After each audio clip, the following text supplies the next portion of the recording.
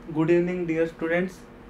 आज अपनी next class है जो अपना कल हमने जहाँ पे ख़त्म की थी, अब उससे आगे हम हमारे चैप्टर को, हमारे टॉपिक को प्रोसीड करेंगे, बढ़ाएंगे। ठीक है, उसको समझने की कोशिश करेंगे। ठीक है, तो आप कैम एकेडमी पर आइए, आप चैनल को सब्सक्राइब कीजिए, लाइक कीजिए, जितने आपके मित्र हैं, दोस्त हैं, उनसे आप शेयर कीजिए इसको। अगर उनको अच्छा लगे तो उनको आप बताइए, आपको भी अच्छा लगे तो उनको बताइए, ताकि जो और स्टूडेंट है वो मेरे तक रीच कर पाए।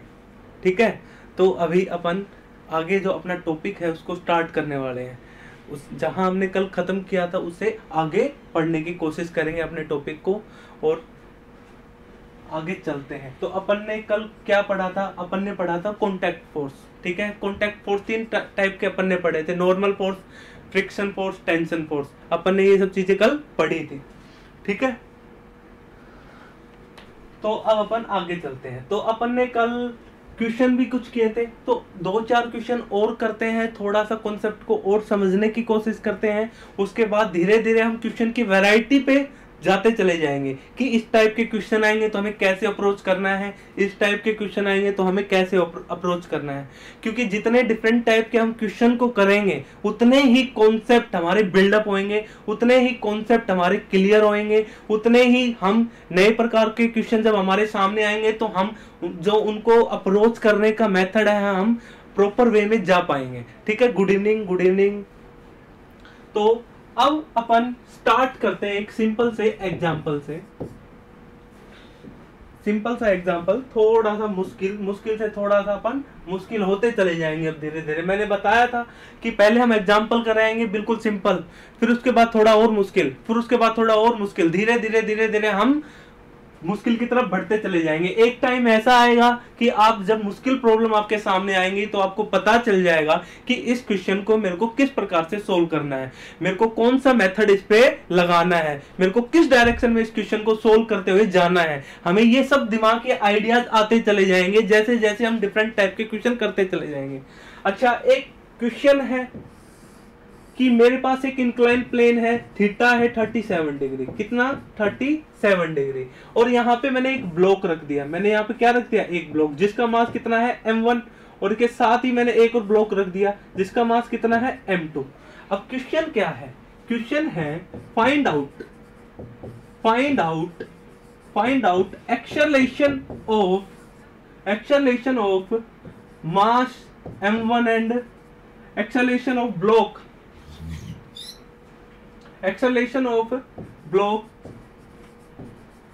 masses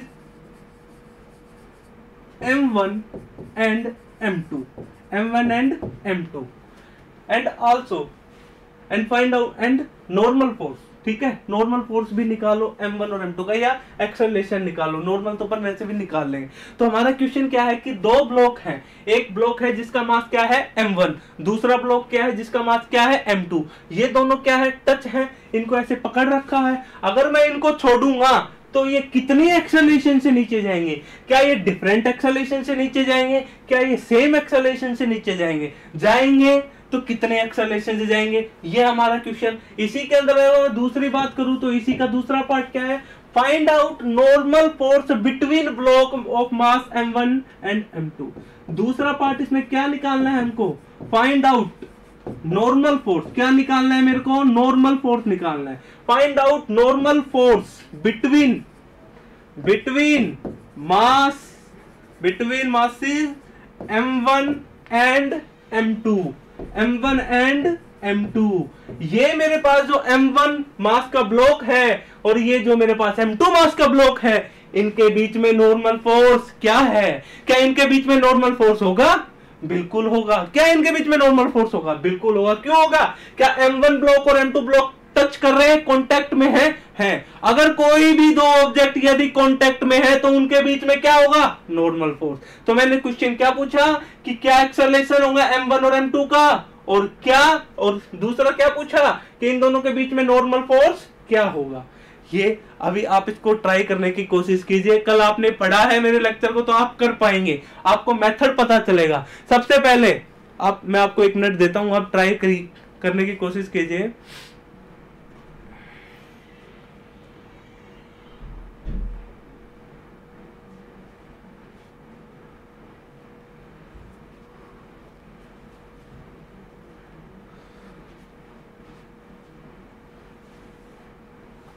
ठीक है, ये हमारी केमिस्ट्री की क्लास नहीं है, रिएजेंट सेक्शन, ये हमारी फिजिक्स की क्लास चल रही है। ठीक है, अच्छा आप इस क्वेश्चन को सोल्व करने की कोशिश कीजिए, आपने कोशिश भी ट्राई भी की होगी। हम इसको सोल्व करने का देखते हैं, हम इसको हम कैसे सोल्व करेंगे। ठीक है, अच्छा मैं अब नेक्स्ट पेज ले लेता हूं, उस पे जाता हूं। अच्छा मैंने क्या लिया, मैंने एक इंक्लाइन प्लेन लिया, मैंने क्या लिया, एक इंक्लाइन प्लेन लिया। थीटा कितना है 37 डिग्री, इस पे ब्लॉक है, इसका मास कितना है m1, एक और ब्लॉक है, इस पे मास कितना है m2। क्या ये है? बिल्कुल है। अब मैंने क्या कहा था, कभी भी कोई भी क्वेश्चन सोल्व करो तो सबसे पहले तुम क्या करोगे, फ्री बॉडी डायग्राम बनाओगे। क्या मैंने ये बात बताई थी? मैंने क्या कहा था, कभी भी क्लासिकल मैकेनिक्स में अगर तुम्हें कोई भी प्रॉब्लम सोल्व करनी है तो सबसे पहले पहला स्टेप, पहला कदम क्या है कि हमें ब्लॉक्स का क्या करना पड़ेगा, फ्री बॉडी डायग्राम बनाना पड़ेगा। तो मैंने सबसे पहले क्या करूंगा, इनका मैं फ्री बॉडी डायग्राम बनाऊंगा। ये मास क्या है मेरा m1, ठीक है, और ये मास क्या है मेरा m2। तो इनका क्या बना रहा हूं, फ्री बॉडी डायग्राम, ब्लॉक बना दिया। अच्छा मेरे को एक बात बताओ, जो ये ब्लॉक है ये वाला, इस पे धरती माता फोर्स लगाएगी कि नहीं m1 पे? धरती माता कितना फोर्स लगाएगी और किधर लगाएगी? क्या धरती माता फोर्स नीचे लगाएगी? कितना लगाएगी m1 जी? अरे लगाएगी कि नहीं लगाएगी? इस पे धरती माता कितना फोर्स लगाएगी m1 जी। और दूसरे वाले ब्लॉक की बात करूं, इस पे भी धरती माता कितना फोर्स लगाएगी? क्या m2 जी लगाएगी? बिल्कुल। इस पे कितना फोर्स लगाएगी धरती माता? m2 जी।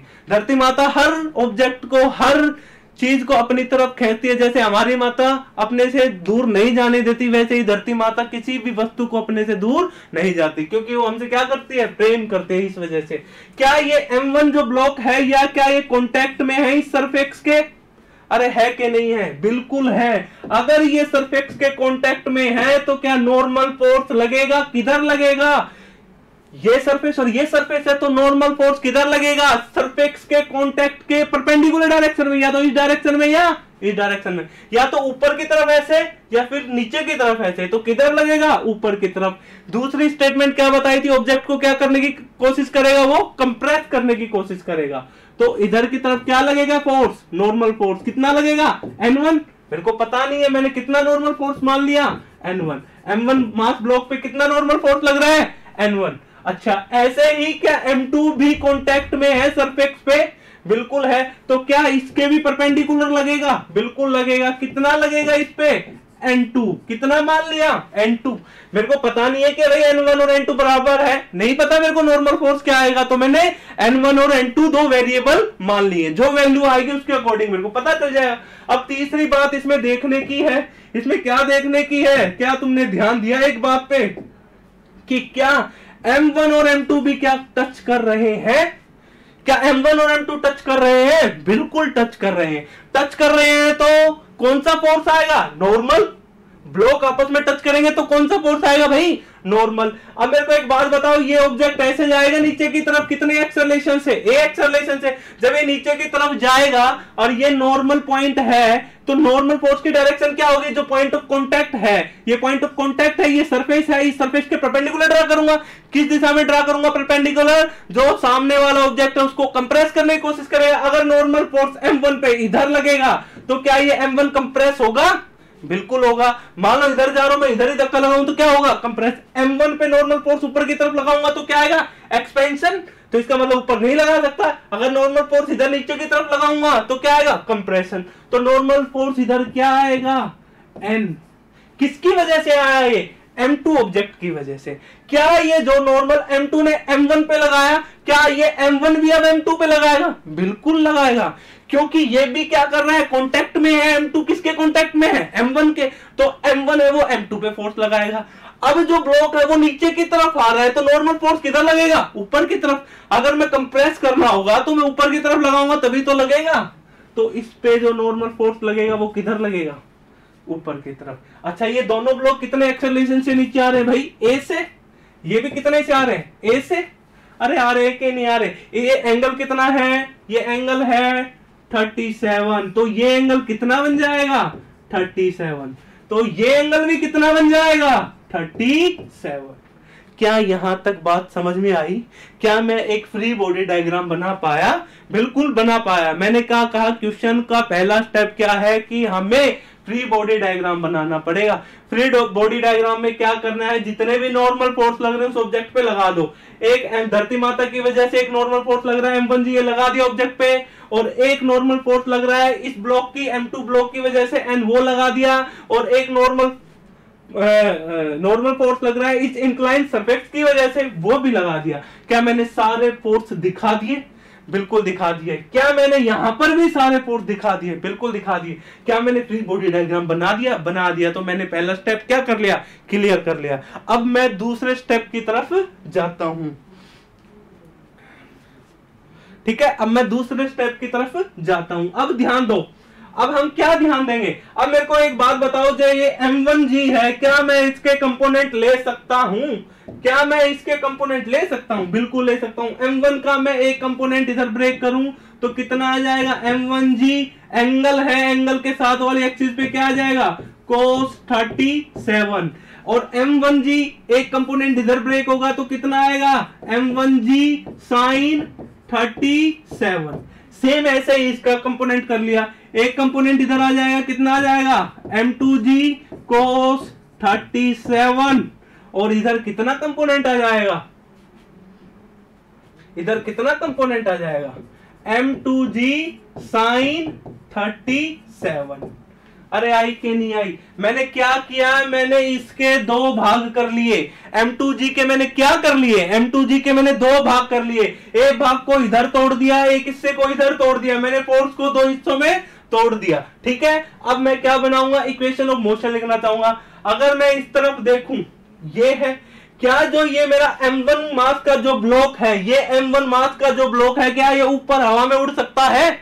नहीं उड़ सकता। क्या ये नीचे आ सकता है? नहीं आ सकता। ये M1 ब्लॉक कैसे आएगा इंक्लाइन प्लेन पे? ऐसे ही तो आएगा। कभी तुम्हारे घर पे जो स्लोप बना रखा है घर के बाहर, तुम जब उस पे कोई डब्बा रख देते हो तो डब्बा कैसे जाता है? ऐसे रगड़ता हुआ ही तो जाता है, ट्रांसलेशनल मोशन करता हुआ ही तो जाता है। तो ऐसे इसी के साथ है, ऐसा तो नहीं है डब्बा उड़ के हवा में उड़ने लग गया। अरे नहीं ना। तो क्या होगा? इसका मतलब ये ब्लॉक ना तो ऊपर जा सकता ना नीचे जा सकता। इसका मतलब क्या हुआ? जितना फोर्स ऊपर लग रहा है उतना ही नीचे। ऊपर कितना फोर्स लग रहा है इसमें देखूं तो मैं, N1 = M1G cos 37। क्या ये समझ में आई? इस वाली के लिए लिख रहा हूं। अब ये जो ब्लॉक है ऐसे जा रहा है, ऐसे जा रहा है, तो इस डायरेक्शन में नेट फोर्स कितना लग रहा है? नॉर्मल फोर्स प्लस में M1G sin 37। तो नेट फोर्स कितना लग रहा है? नॉर्मल फोर्स प्लस में M1G sin 37। अरे आई के नहीं आई? ये किसके बराबर होगा? Net force, force = mass into acceleration.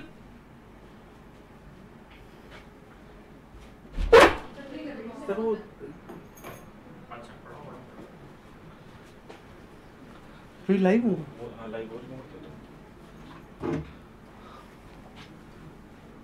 हाँ, तो देखो मैं क्या कह रहा था।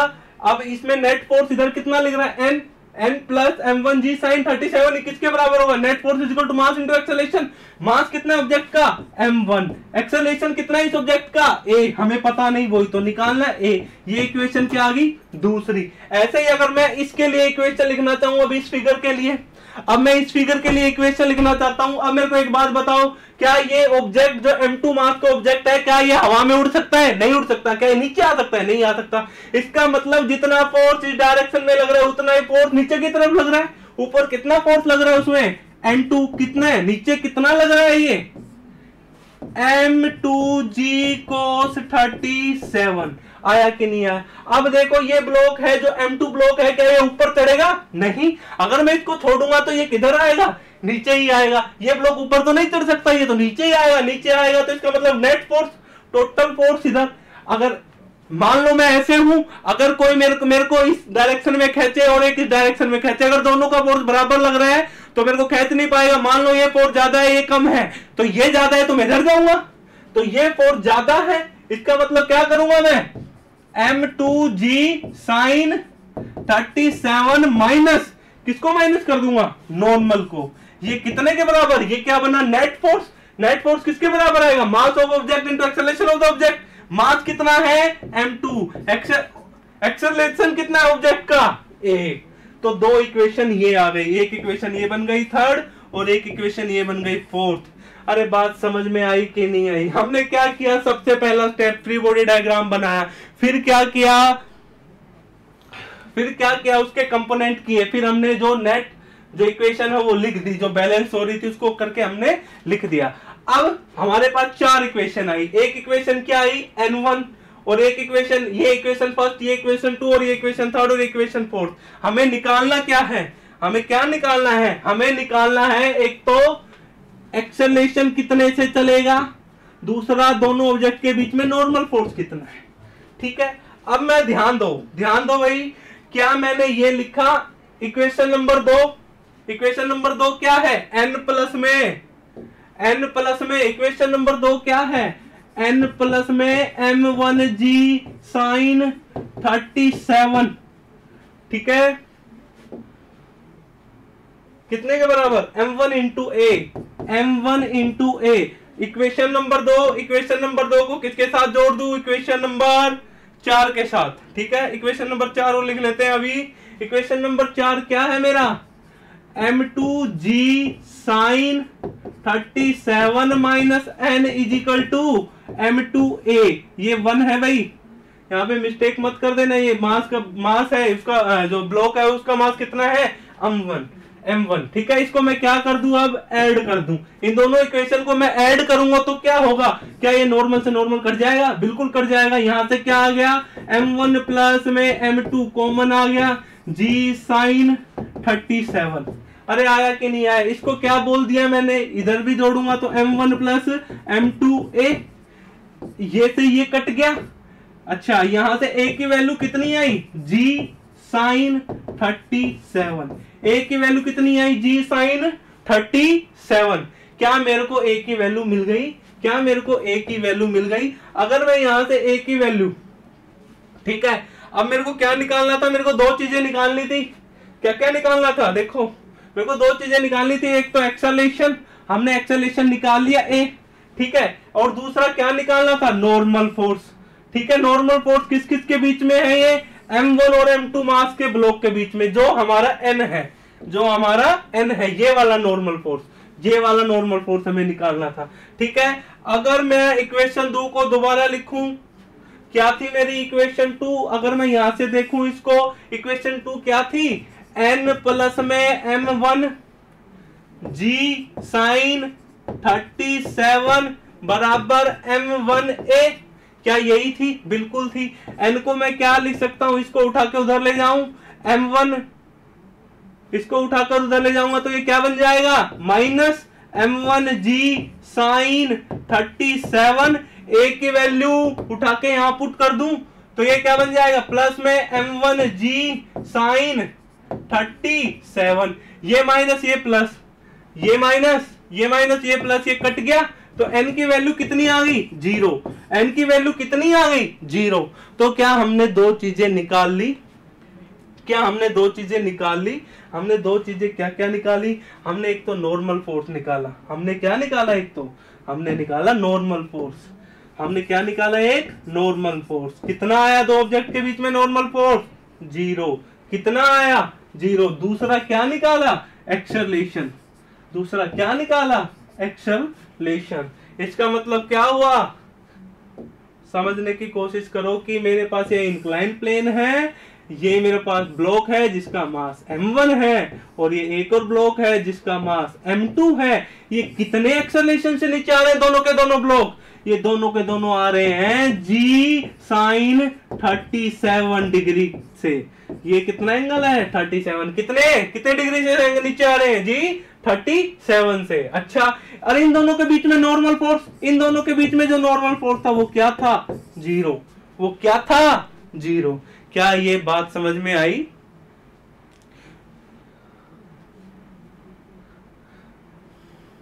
ठीक है, क्या आपको बात समझ में आई, क्या ये बात समझ में आई, ठीक है। क्या 2 ऑब्जेक्ट के बीच में हम नॉर्मल फोर्स निकाल सकते हैं, बिल्कुल।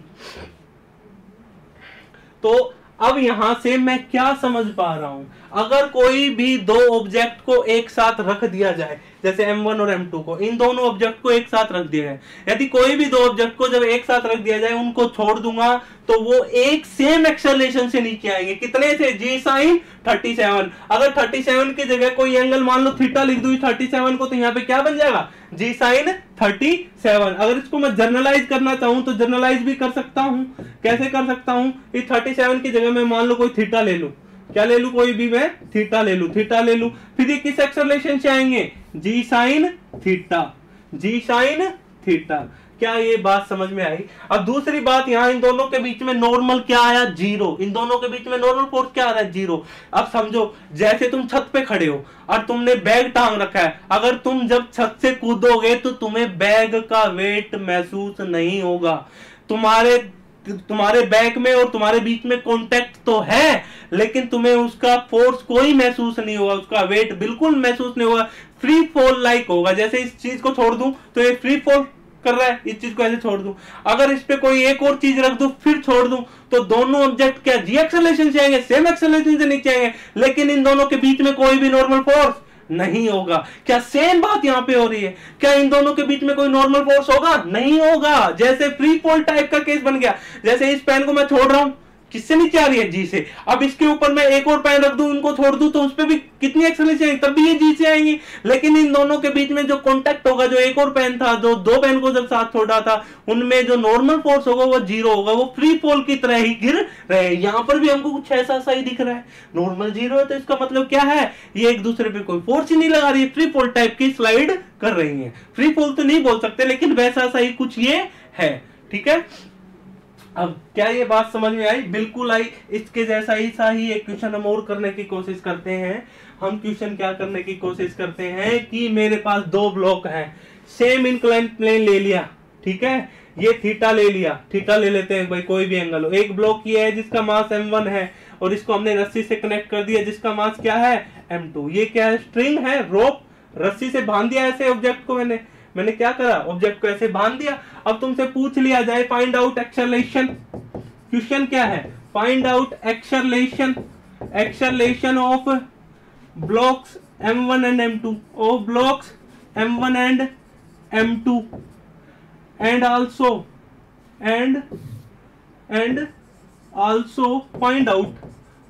find out tension in the string, tension in the string के अंदर कितनी टेंशन होगी। क्या ये बात समझ में आ रही है? क्या ये बात समझ में आ रही है? हमने पिछला क्वेश्चन किया था, क्या हम उसको वैसे ही कर सकते हैं? जैसे हमने पिछले क्वेश्चन को किया था, हम इसको भी वैसे ही करेंगे।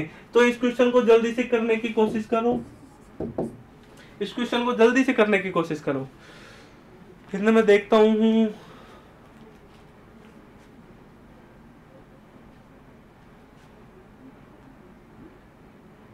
बहुत बढ़िया। क्या समझ में आ रही है? अगर आपको समझ में आ रही है तो कमेंट करके बताएं। और आप इस चैनल को क्या कर सकते हैं? सब्सक्राइब कर सकते हैं, शेयर कर सकते हैं और अपने दोस्तों को भी इन्फॉर्म करें। साथ के साथ इस चैनल को जिसने इस चैनल को शेयर या सब्सक्राइब नहीं किया, कृपया करके उसको चैनल को सब्सक्राइब या शेयर कर लीजिए और अपने दोस्तों को भी इन्फॉर्म कर दीजिए। जल्दी कीजिए, जल्दी। देखो इसका सॉल्यूशन देखो कैसे होगा। अगर मैं इसका सॉल्यूशन बताना चाहूँ आपको, मैंने क्या लिया था? क्या मैंने ये एक इंक्लाइन प्लेन माना, ये थीटा है, ये मास कितना है? m1, ये कितना है? m2। ये किससे कनेक्ट है? स्ट्रिंग से। क्या ये स्ट्रिंग से कनेक्ट है? बिल्कुल कनेक्ट है। मेरे को एक बात बताओ, क्या ये m1 और m2 मास ब्लॉक है? क्या ये हवा में उड़ सकते हैं? नहीं उड़ सकते। क्या ये नीचे जा सकते हैं? नहीं जा सकते। क्या ये ब्लॉक ऊपर की तरफ चढ़ सकते हैं? नहीं चढ़ सकते। तो ये किधर जाएंगे? नीचे जाएंगे। कितने से जाएंगे? ए एक्सेलरेशन से। अब देखो मैंने क्या कहा था, किसी भी क्वेश्चन को सोल्व करने से पहले सबसे पहले क्या बनाओ? उसका फ्री बॉडी डायग्राम। सबसे पहले क्या बनाओ? उसका फ्री बॉडी डायग्राम। ये क्या है मेरे पास? Mass of m1। ये क्या है मेरे पास? m1। और ये क्या है? m2। अच्छा, धरती माता किधर फोर्स लगाएगी? नीचे की तरफ। कितना लगाएगी? m1 जी। क्या धरती माता ऊपर की तरफ फोर्स लगाएगी? नहीं। धरती माता किधर फोर्स लगाती है? हमेशा अर्थ की तरफ, अपनी तरफ। तो किधर लगाएगी? m1 जी। किधर लगाएगी? नीचे। इस पे भी धरती माता क्या फोर्स लगाएगी? कितना लगाएगी? m2 जी, m2 जी। बहुत बढ़िया। अब एक और क्वेश्चन, क्या ये कॉन्टेक्ट है? क्या इनके बीच में कोई कांटेक्ट है? कोई तुम्हें कांटेक्ट दिखाई दे रहा है? क्या तुमको इस इनक्लाइन सरफेस और ब्लॉक के बीच में कांटेक्ट है? बिल्कुल। तो नॉर्मल फोर्स किधर लगेगा? तो नॉर्मल फोर्स किधर लगेगा? ऊपर की तरफ। इस पे भी नॉर्मल फोर्स किधर लगेगा? ऊपर की तरफ। ये N1 लगेगा और ये N2। और देखो, ध्यान दो, और ध्यान दो। अब मेरे को एक और बात बताओ, जो ये नॉर्मल फोर्स लगा ये स्ट्रिंग से अटैच है? क्या ये स्ट्रिंग से अटैच है? बिल्कुल। ये स्ट्रिंग भी कांटेक्ट में है। मैंने कहा जो जो चीज कांटेक्ट में है तो नॉर्मल। स्ट्रिंग में किधर फोर्स लगेगा? ऊपर की तरफ कि नीचे की तरफ?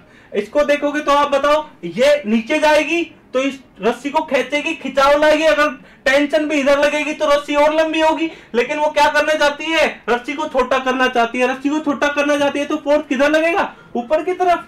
तो यहाँ पे फोर्स कितना लगेगा? टी। इस पॉइंट पे कितना लगेगा? टी। क्या ये बात समझ में आई? बिल्कुल आई।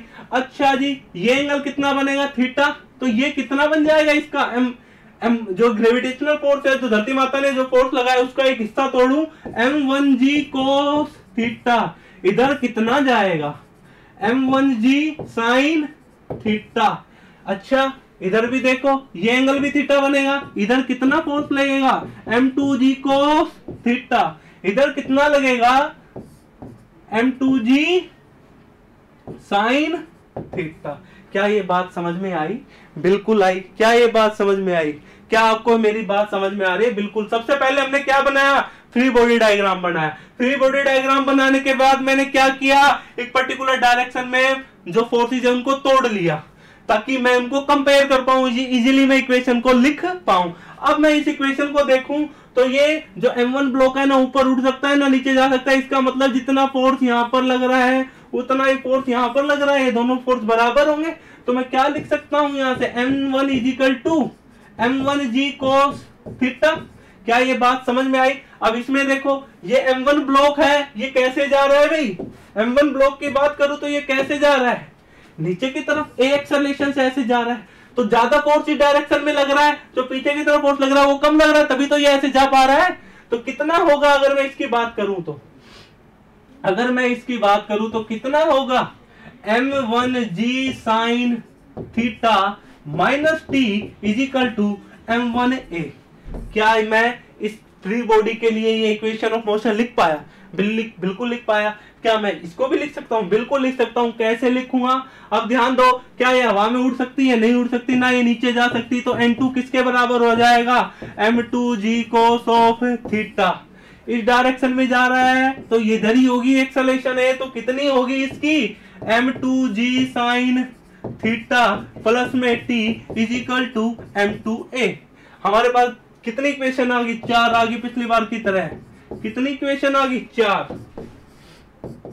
तो मैं क्या करूंगा? इक्वेशन 2 और 4 को मैं क्या कर दूंगा? जोड़ दूंगा, ऐड कर रहा हूं। इक्वेशन किस किस को ऐड कर रहा हूं? इक्वेशन 2 और 4 को। इक्वेशन 2 और 4 को। तो इक्वेशन 2 क्या थी? m1g sin theta minus t = m1a। और दूसरी इक्वेशन क्या थी?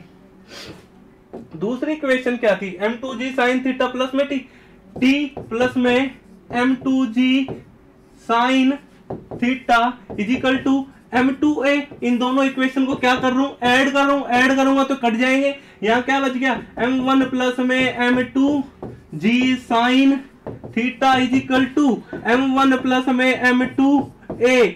m1 m2 से ये कट गया, a की वैल्यू क्या आ गई? g sin theta. क्या ये बात समझ में आई? क्या ये बात समझ में आई? जो हमारे ब्लॉक हैं वो कितने एक्सेलरेशन से नीचे जाएंगे? ये जो ब्लॉक हैं दोनों के दोनों कितने एक्सेलरेशन से नीचे आएंगे? g sin थीटा से। कितने एक्सेलरेशन से नीचे जाएंगे? g sin थीटा से। अब मेरे को क्या निकालना है? टेंशन। मेरे को क्या निकालना है? टेंशन। अरे ये लेने वाली नहीं है जो तुम लेते हो जीवन में, ये लेने वाली टेंशन नहीं है। ठीक है। अच्छा, अब ये g sin थीटा की वैल्यू उठा के ऊपर वाली इक्वेशन में पुट कर दूं तो जैसे m1g sin theta minus t = m1a। ठीक है। अच्छा जी, t की वैल्यू निकालनी है m1g sin theta minus m1a minus = t। मैंने क्या किया? m1a को उठा के इधर ले आया, टी को उठा के उधर ले गया, ठीक है। अगर मैं ए की वैल्यू उठा के इसमें रख दूंगा तो ये क्या कर जाएंगे, कट जाएंगे। यहाँ क्या बच जाएगी, m1g sine theta minus m1g sine theta बराबर टी। ये से ये कट गया, टी की वैल्यू कितनी आ गई, 0। इसका मतलब क्या हुआ, इसका मतलब क्या हुआ, ये दोनों के दोनों जो मास ऑफ ब्लॉक m1 है, मास ऑफ ब्लॉक जो है m2 है, ये दोनों कितने एक्सेलरेशन से नीचे जाएंगे, जी साइन थीटा से। कितने एक्सेलरेशन से नीचे जाएंगे, जी साइन थीटा से। इनमें जो टेंशन लगेगी वो टेंशन क्या होगी, 0। जैसे पिछले हमने पिछला ही सेम क्वेश्चन किया था, उसमें भी क्या आया था, ये सीधी सीधी दिमाग में बैठाने की बात है। उसमें भी क्या आया था, ये m1 ब्लॉक था, ये m2 ब्लॉक था, ये दोनों के दोनों कितने एक्सेलरेशन से नीचे जा रहे थे, a equal to G sine theta. अरे जा रहे थे कि नहीं, लेकिन इनके बीच में जो नॉर्मल फोर्स था वो कितना था, 0। इसमें भी यही हो रहा है। अगर कोई भी 2 ब्लॉक हो, 3 ब्लॉक हो, अगर उनको ऐसे छोड़ दिया जाए तो वो तीनों के तीनों ब्लॉक कितने एक्सेलरेशन से नीचे जाएंगे, जी साइन थीटा से। और उनके अगर रस्सी से अटैच हो तो उनके बीच में कोई टेंशन फोर्स नहीं होगा, उस रस्सी में कोई टेंशन क्रिएट होएगी ही नहीं। सेम बात इसमें हो जाएगी, ठीक है। क्या मेरी बात समझ में आ रही है?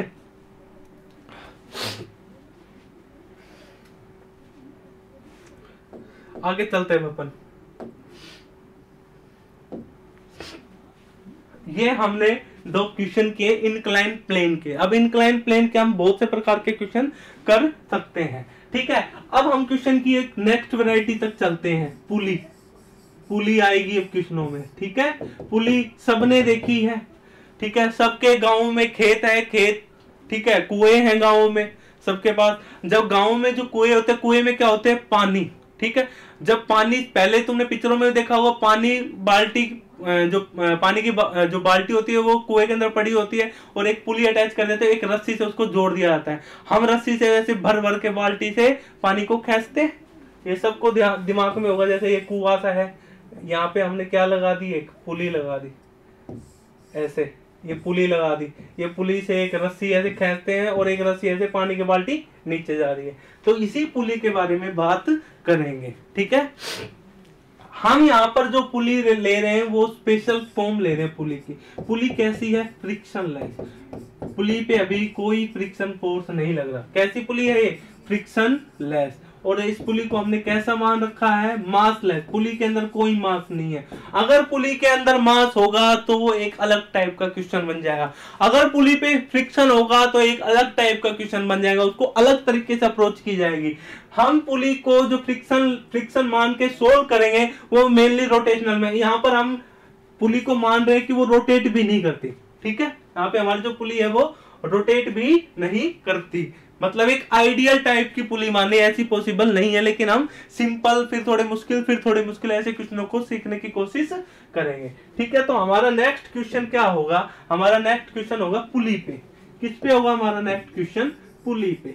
तो पुली का एक सिंपल सा क्वेश्चन लिखता हूं कि मेरे पास एक ब्लॉक है, ठीक है। ये मैंने एक पुली लगा दी, यहां पर एक ऑब्जेक्ट रखा है जिसका मास कितना है, m1। ये पुली से अटैच है।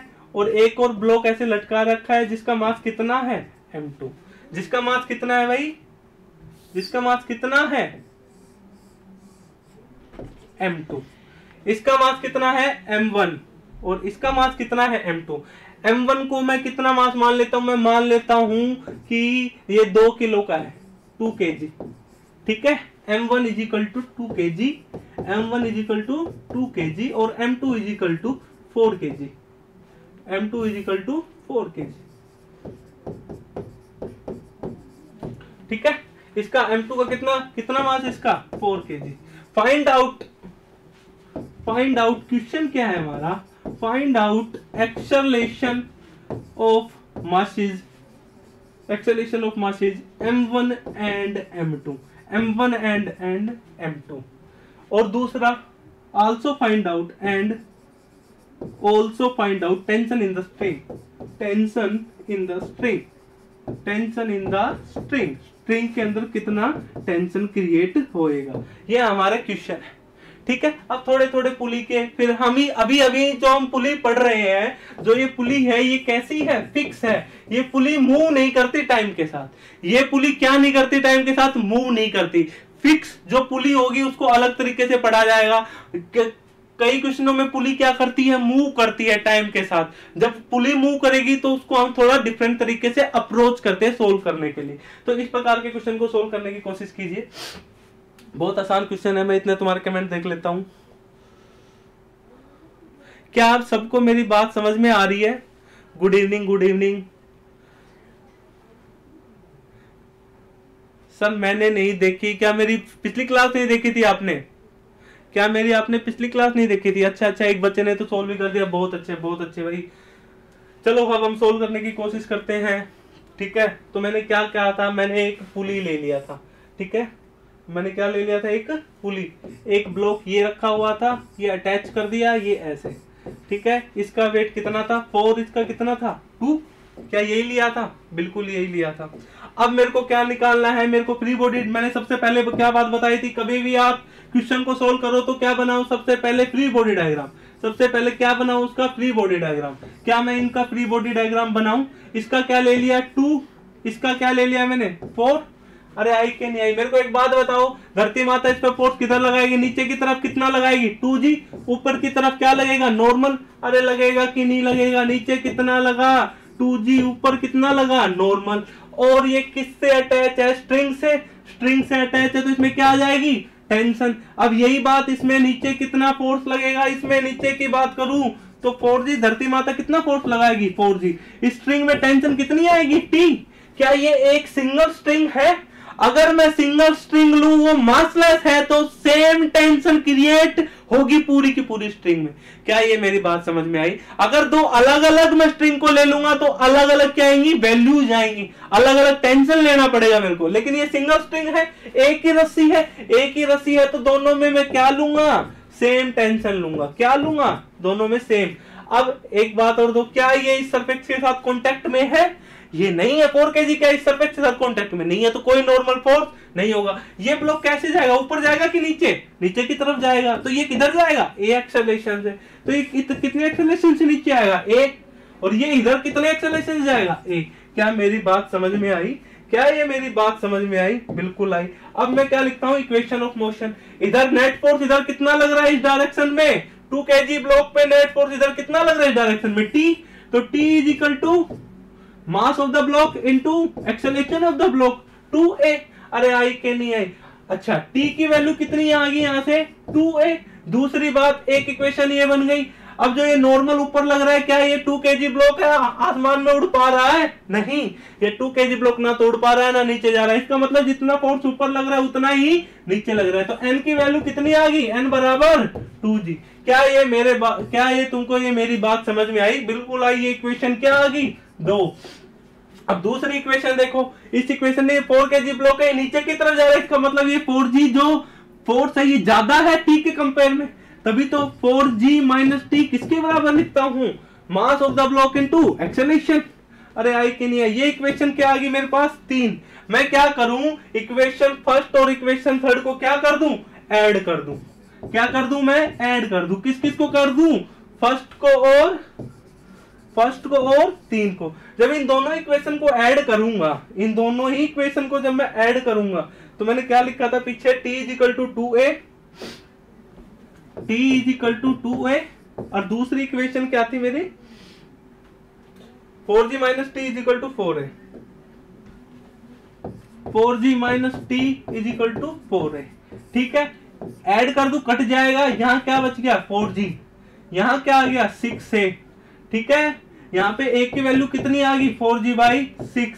g की वैल्यू कितनी ले लू मैं, g की वैल्यू 10 ले लेता हूँ। g की वैल्यू कितनी ले लेता हूँ 10। तो यहाँ से a की वैल्यू कितनी आ गई 4 इंटू 10 बाई 6। ठीक है, 20 बाई 3 मीटर पर सेकंड स्क्वायर। ये क्या आया, एक्सेलरेशन। किसका आया ये एक्सेलरेशन, जो हमारा ब्लॉक जाएगा। अब मेरे को क्या निकालना है, इसमें टेंशन भी निकालना है। तो टेंशन T किसके बराबर है 2a। अगर 2a की वैल्यू कितनी आई हमारे पास, ये आई, तो ये वैल्यू रख दूंगा। तो ये कितनी आ गई 40 बाई 3 मीटर पर सेकंड स्क्वायर। अरे आई के नहीं आई, बात समझ में आई के नहीं आई?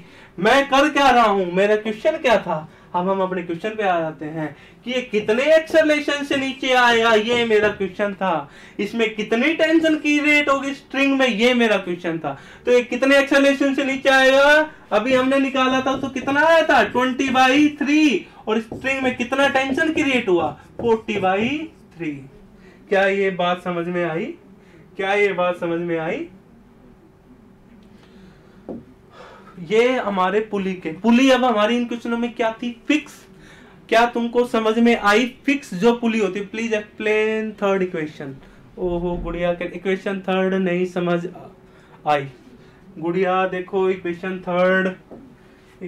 थर्ड देखो। देखो मेरे को एक बात समझो कि जो ये ब्लॉक है, क्या ये 2 kg ब्लॉक है? ये 2 kg ब्लॉक क्या ये हवा में उड़ सकता है? नहीं उड़ सकता। क्या ये नीचे जा सकता है? नहीं जा सकता। इसका मतलब जितना फोर्स इस 2 kg ब्लॉक पे ऊपर लग रहा है उतना ही नीचे लग रहा है। इस पे 2 kg पे कितना लग रहा है? n। नीचे कितना लग रहा है? 2g। इसका मतलब ये इक्वेशन तो हमारी करेक्ट है, ये n = 2g। कोई दिक्कत वाली बात नहीं है। क्या आपको बात समझ में आई? जो ये वाली इक्वेशन ये है क्या है हमारी, करेक्ट है। अब मैं कौन सी इक्वेशन की बात कर रहा हूं? मैं बात कर रहा हूं, हाँ अब देखो ये 2 kg ब्लॉक है। 2 kg ब्लॉक पे टेंशन फोर्स इधर लग रहा है। ये जो 2 kg ब्लॉक है ये इधर ही जाएगी। तो जो नेट फोर्स है 2 kg ब्लॉक पे कितना लगा? टी। नेट फोर्स कितना लगा? टी। और टी जो नेट फोर्स है उसको क्या लिखता हूं? F = m mass of the block into acceleration of the mass. कितना ब्लॉक का? 2। कितनी एक्सेलरेशन से चल रहा है ये? a से मल्टीप्लाई कर दिया तो इक्वेशन फर्स्ट भी होगी। ऐसे ही अब हम किसको देखेंगे इक्वेशन, हमारी इक्वेशन थर्ड को। अब देखो इक्वेशन थर्ड को, ये जो ब्लॉक है 4 kg ये नीचे आ रहा है, कितने एक्सेलरेशन से आ रहा है? ए हमें पता नहीं है। इस पे नीचे की तरफ कितना फोर्स लग रहा है भाई? 4g। ऊपर की तरफ कितना फोर्स लग रहा है? इस पे टी। तो क्या ये जो 4 kg ब्लॉक है ऊपर जाएगा? नहीं, ये तो नीचे ही आएगा। तो इसका मतलब ये जो 4 kg का ये जो फोर्स है 4 kg का, ये 4g का जो फोर्स है इस ब्लॉक, ये ब्लॉक है जिसका मास कितना है 4 kg। इस पे फोर्स कितना लग रहा है? 4g। ये जो 4g जो फोर्स है ये ज्यादा है किसके कंपेयर में? ठीक है। अब मेरी बात समझो, जैसे मैं हूं, इधर मेरे पे 4g फोर्स लग रहा है, इधर t लग रहा है। अगर ये ज्यादा फोर्स हुआ तो मैं इधर ही तो खिंचूंगा। अगर दो आदमी मेरे को खेच रहे हैं, ये 4g से खेच रहे हैं, ये t से, ये 4g ज्यादा है तो मैं इधर जाऊंगा। अगर ये फोर्स ज्यादा होगा तो इधर जाऊंगा। तो कौन सा फोर्स ज्यादा है? ये नीचे ही आ रही है, तो इसका मतलब ये फोर्स ज्यादा है, तभी तो ये नीचे आएगी। तो 4g - t ये क्या बन गया इस फोर्स पे? ये क्या बना? Net force. ये क्या बना हमारा? नेट फोर्स बना कि नहीं बना? F net. एक्सटर्नल फोर्स कितना लगा वो किसके बराबर लिखता हूं? मास ऑफ द ब्लॉक कितना है? 4। एक्सेलरेशन ऑफ द ब्लॉक कितने एक्सेलरेशन से नीचे आ रहा है? 1। क्या ये इक्वेशन थर्ड अब समझ में आई?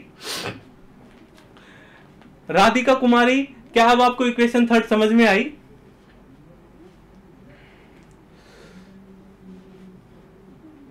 क्या अब सबको इक्वेशन थर्ड समझ में आई? जल्दी से कमेंट करके बताइए क्या इक्वेशन थर्ड समझ में आई। अगर आपको इक्वेशन थर्ड समझ में नहीं आई तो मैं दोबारा से बताऊंगा। हाँ चलो ठीक है ना। तो फिर मैंने क्या कर दिया, इक्वेशन थर्ड और इक्वेशन टू को क्या कर दिया? ऐड कर दिया। ऐड करने के बाद मेरे को क्या मिल गया? टेंशन मिल गया और एक्सेलरेशन मिल गया। अब अपन सेकंड टाइप के क्वेश्चन करते हैं, पुली के ही। अब हम पुली के क्या करते हैं? सेकंड टाइप के क्वेश्चन। ठीक है, अब हम पुली के क्या करने की कोशिश करते हैं? सेकंड टाइप के क्वेश्चन। अच्छा जी, एक क्वेश्चन लेता हूं।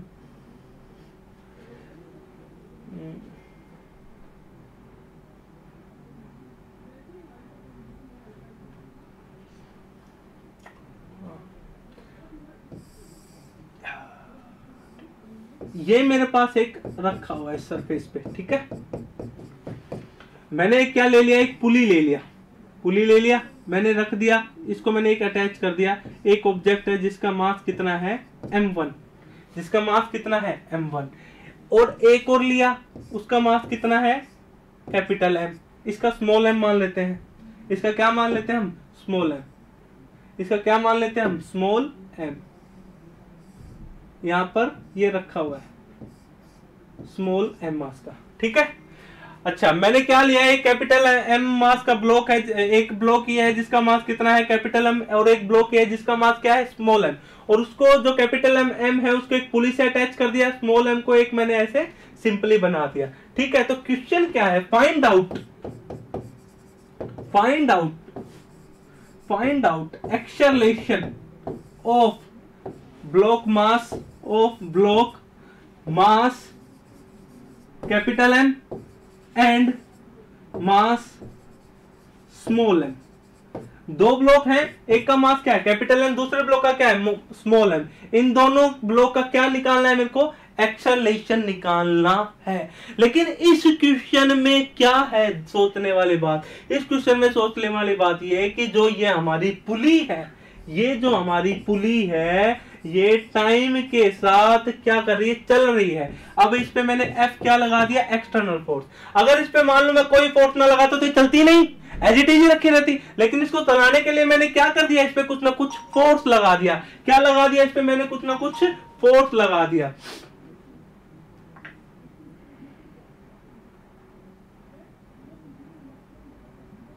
मैंने क्या लगा दिया, इस पे कुछ ना कुछ फोर्स लगा दिया। ठीक है, ठीक है, क्या मेरी बात समझ में आ रही है। अब ये पहले हमने इससे पहले जो क्वेश्चन किया था, वो ये पुली था और एक ब्लॉक ये अटैच कर रखा था और इस पर एक ये पुली कैसी थी, फिक्स। लेकिन ये पुली कैसी है, मूवेबल। ये पुली कैसी है, मूवेबल। जब पुली मूव करेगी तो हम क्वेश्चन को डिफरेंट तरीके से क्या करेंगे, अप्रोच करेंगे, उसको सोल्व करने की कोशिश करेंगे। ठीक है, अब देखो इस क्वेश्चन को हम कैसे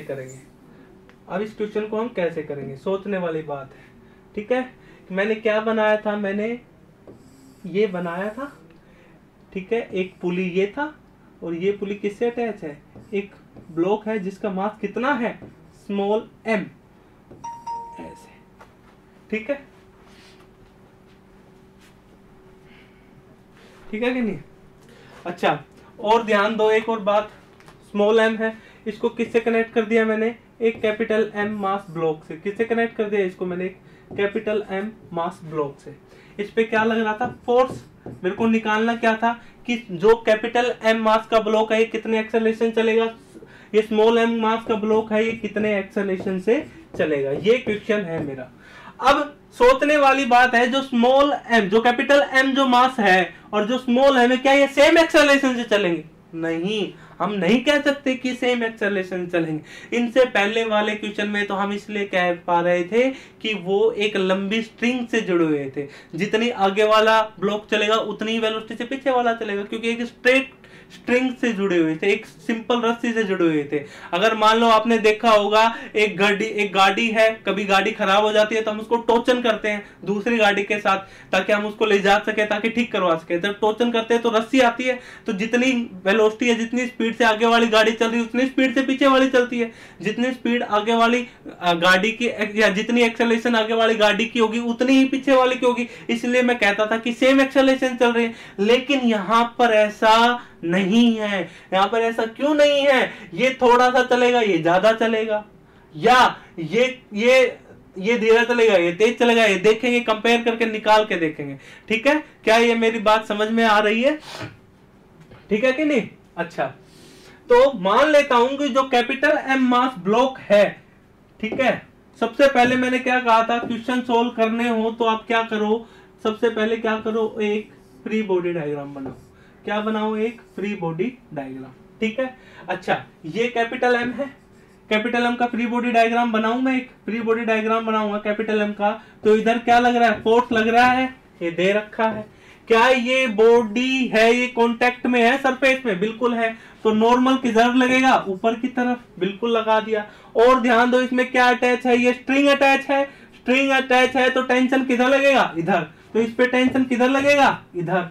तो इस पॉइंट पे ये जो पुली है इस पे भी टेंशन किधर लगेगा, इधर। कितना, T। ठीक है, अब मैं इस स्मॉल m की बात करूं, जो स्मॉल m है, अब मैं किसकी बात कर रहा हूं, मैं स्मॉल m की बात कर रहा हूं, किसकी, स्मॉल m। ठीक है, अब स्मॉल m पे ध्यान दो, स्मॉल m पे, अच्छा कैपिटल M पे, और एक और बात ध्यान दो, जो धरती माता है वो भी तो फोर्स लगाएगी, वो कैसे भूल रहे हो तुम। ठीक है, अब ये स्मॉल m का मैं फ्री बॉडी डायग्राम बनाऊं तो जो नीचे फोर्स लगेगा कितना लगेगा, mg लगेगा कि नहीं लगेगा, इधर कितना लगेगा, क्या लगेगा इधर, टेंशन लगेगा। ये रस्सी अलग है और ये रस्सी अलग है। अगर दो डिफरेंट टाइप की रस्सियां हो तो डिफरेंट टाइप का क्या लगता है, उनमें डिफरेंट टाइप का टेंशन क्रिएट होता है। अगर इस पुली की बात करूं तो इस पॉइंट पे कितना टेंशन क्रिएट होगा, टी डैश। इस पॉइंट पे भी कितना होगा, टी डैश। और ये जो ब्लॉक अटैच है इस पॉइंट पे कितना टेंशन क्रिएट होगा, टी डैश। कितना होगा, टी डैश।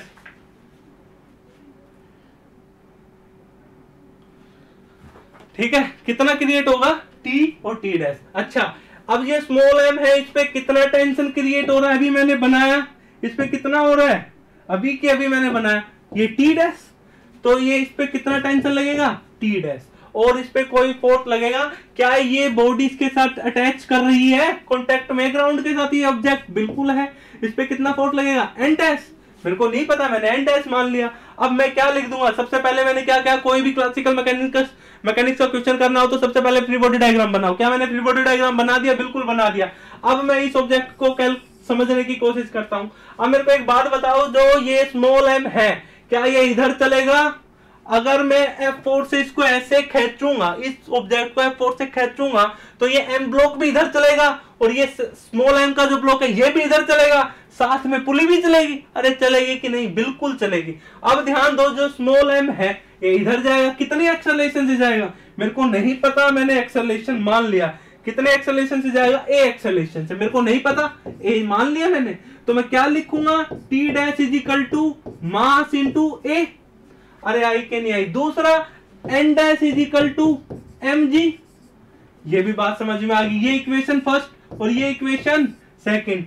क्यों, ये जो स्मॉल m है ना तो ये ऊपर उठ सकता है ना ये नीचे रह सकता है, इसका मतलब दोनों फोर्स क्या होंगे, बराबर। इस जो स्मॉल m है इस पे टोटल फोर्स किधर लग रहा है, t इधर ही लगता है, t। तो जो फोर्स होता है वो किसके बराबर होता है, नेट f नेट किसके बराबर होता है, मास of the object into acceleration of the object. ये लिख दिया। अब मैं इस ब्लॉक की बात करूं, किसकी बात करूं, इस ब्लॉक की। अब मेरे को बताओ, इस ब्लॉक पे नेट फोर्स लग रहा है, किधर लग रहा है, क्या ये ब्लॉक इधर जा रहा है, कितने एक्सेलरेशन जा रहा है, कैपिटल ए से। मेरे को नहीं पता तो मैंने कैपिटल ए मान लिया। तो कितने से, F माइनस टी। इस ऑब्जेक्ट पे नेट फोर्स लगा, F फोर्स इस पे इधर लगा और T इधर लगा। मैं जा किधर रहा हूं, इधर जा रहा हूं, तो इसका मतलब जो ये F फोर्स है ये ज्यादा है, ये कम है। ज्यादा में इसे कम घटाऊंगा, ये नेट फोर्स लगा उसको क्या लिख दूंगा, मास of the object into acceleration of the object. क्या ये मेरी बात समझ में आई? अब जो ये ब्लॉक है कैपिटल M, ये हवा में उड़ पा रहा है नहीं, नीचे जा रहा है नहीं, तो इसका मतलब जितना ऊपर फोर्स है उतना ही नीचे है। इसका मतलब क्या हुआ, n बराबर कैपिटल एन जी। एक इक्वेशन क्या बन गई, ये बन गई कितनी, 3, और ये क्या बन गई, 4।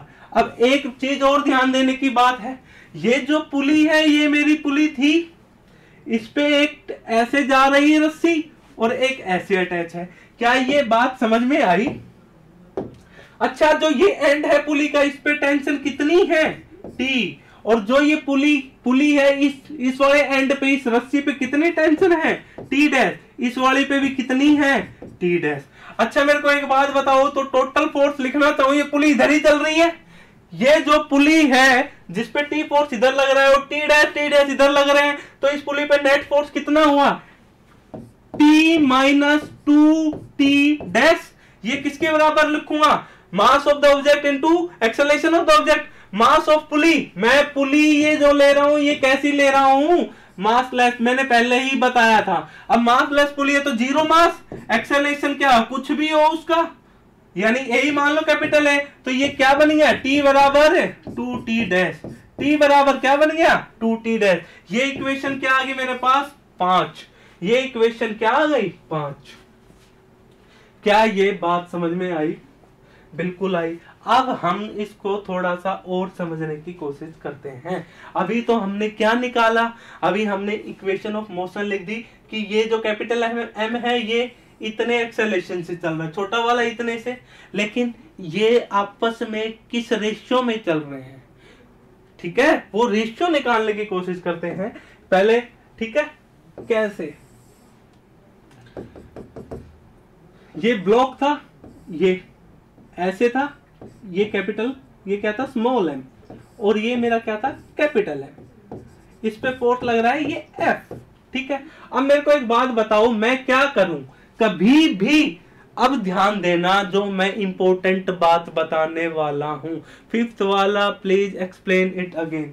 फिफ्थ वाला, अच्छा ये वाले, अच्छा ये पुली है मेरे पास गुड़िया, ये पुली है, बिल्कुल पुली है। पुली हमारी कैसी है? मासलेस। पुली किधर जा रही है? इधर जा रही है। फोर्स इधर लग रहा है तो जो कैपिटल एम का ब्लॉक है वो भी इधर जा रहा है और पुली भी इधर जा रही है। जब ये पुली इधर जा रही है तो कितने एक्सेलरेशन से जा रही है? हमने मान लिया कि एक ऐसे ही जा रही है जितनी हमारी छोटी वाली जा रही है उतनी से। ये कैपिटल एम का ये कितने एक्सेलरेशन जा रही है? Capital A. तो नेट फोर्स कितना होगा? ये बड़ा है क्योंकि इधर जा रही है, ये फोर्स छोटे हैं तो टी माइनस इन दोनों को माइनस कर दूंगा तो ये नेट फोर्स आ गया। इसको क्या लिखूंगा? मास ऑफ द पुली। पुली का मास कितना है? 0। Acceleration of the pulley, acceleration कितना? ए। तो 0 को ए से मल्टीप्लाई करूंगा 0, 2t को उठा के इधर ले आऊंगा तो क्या ये आई? क्या राधिका कुमारी, क्या आपको फिफ्थ इक्वेशन अब समझ में आई? राधिका कुमारी, क्या आपको फिफ्थ इक्वेशन अब समझ में आई? क्या आपको ये इक्वेशन समझ में आ रही है मैं क्या कर रहा हूं? प्लीज आप कमेंट करके बताइए आपको समझ में आई कि नहीं आई।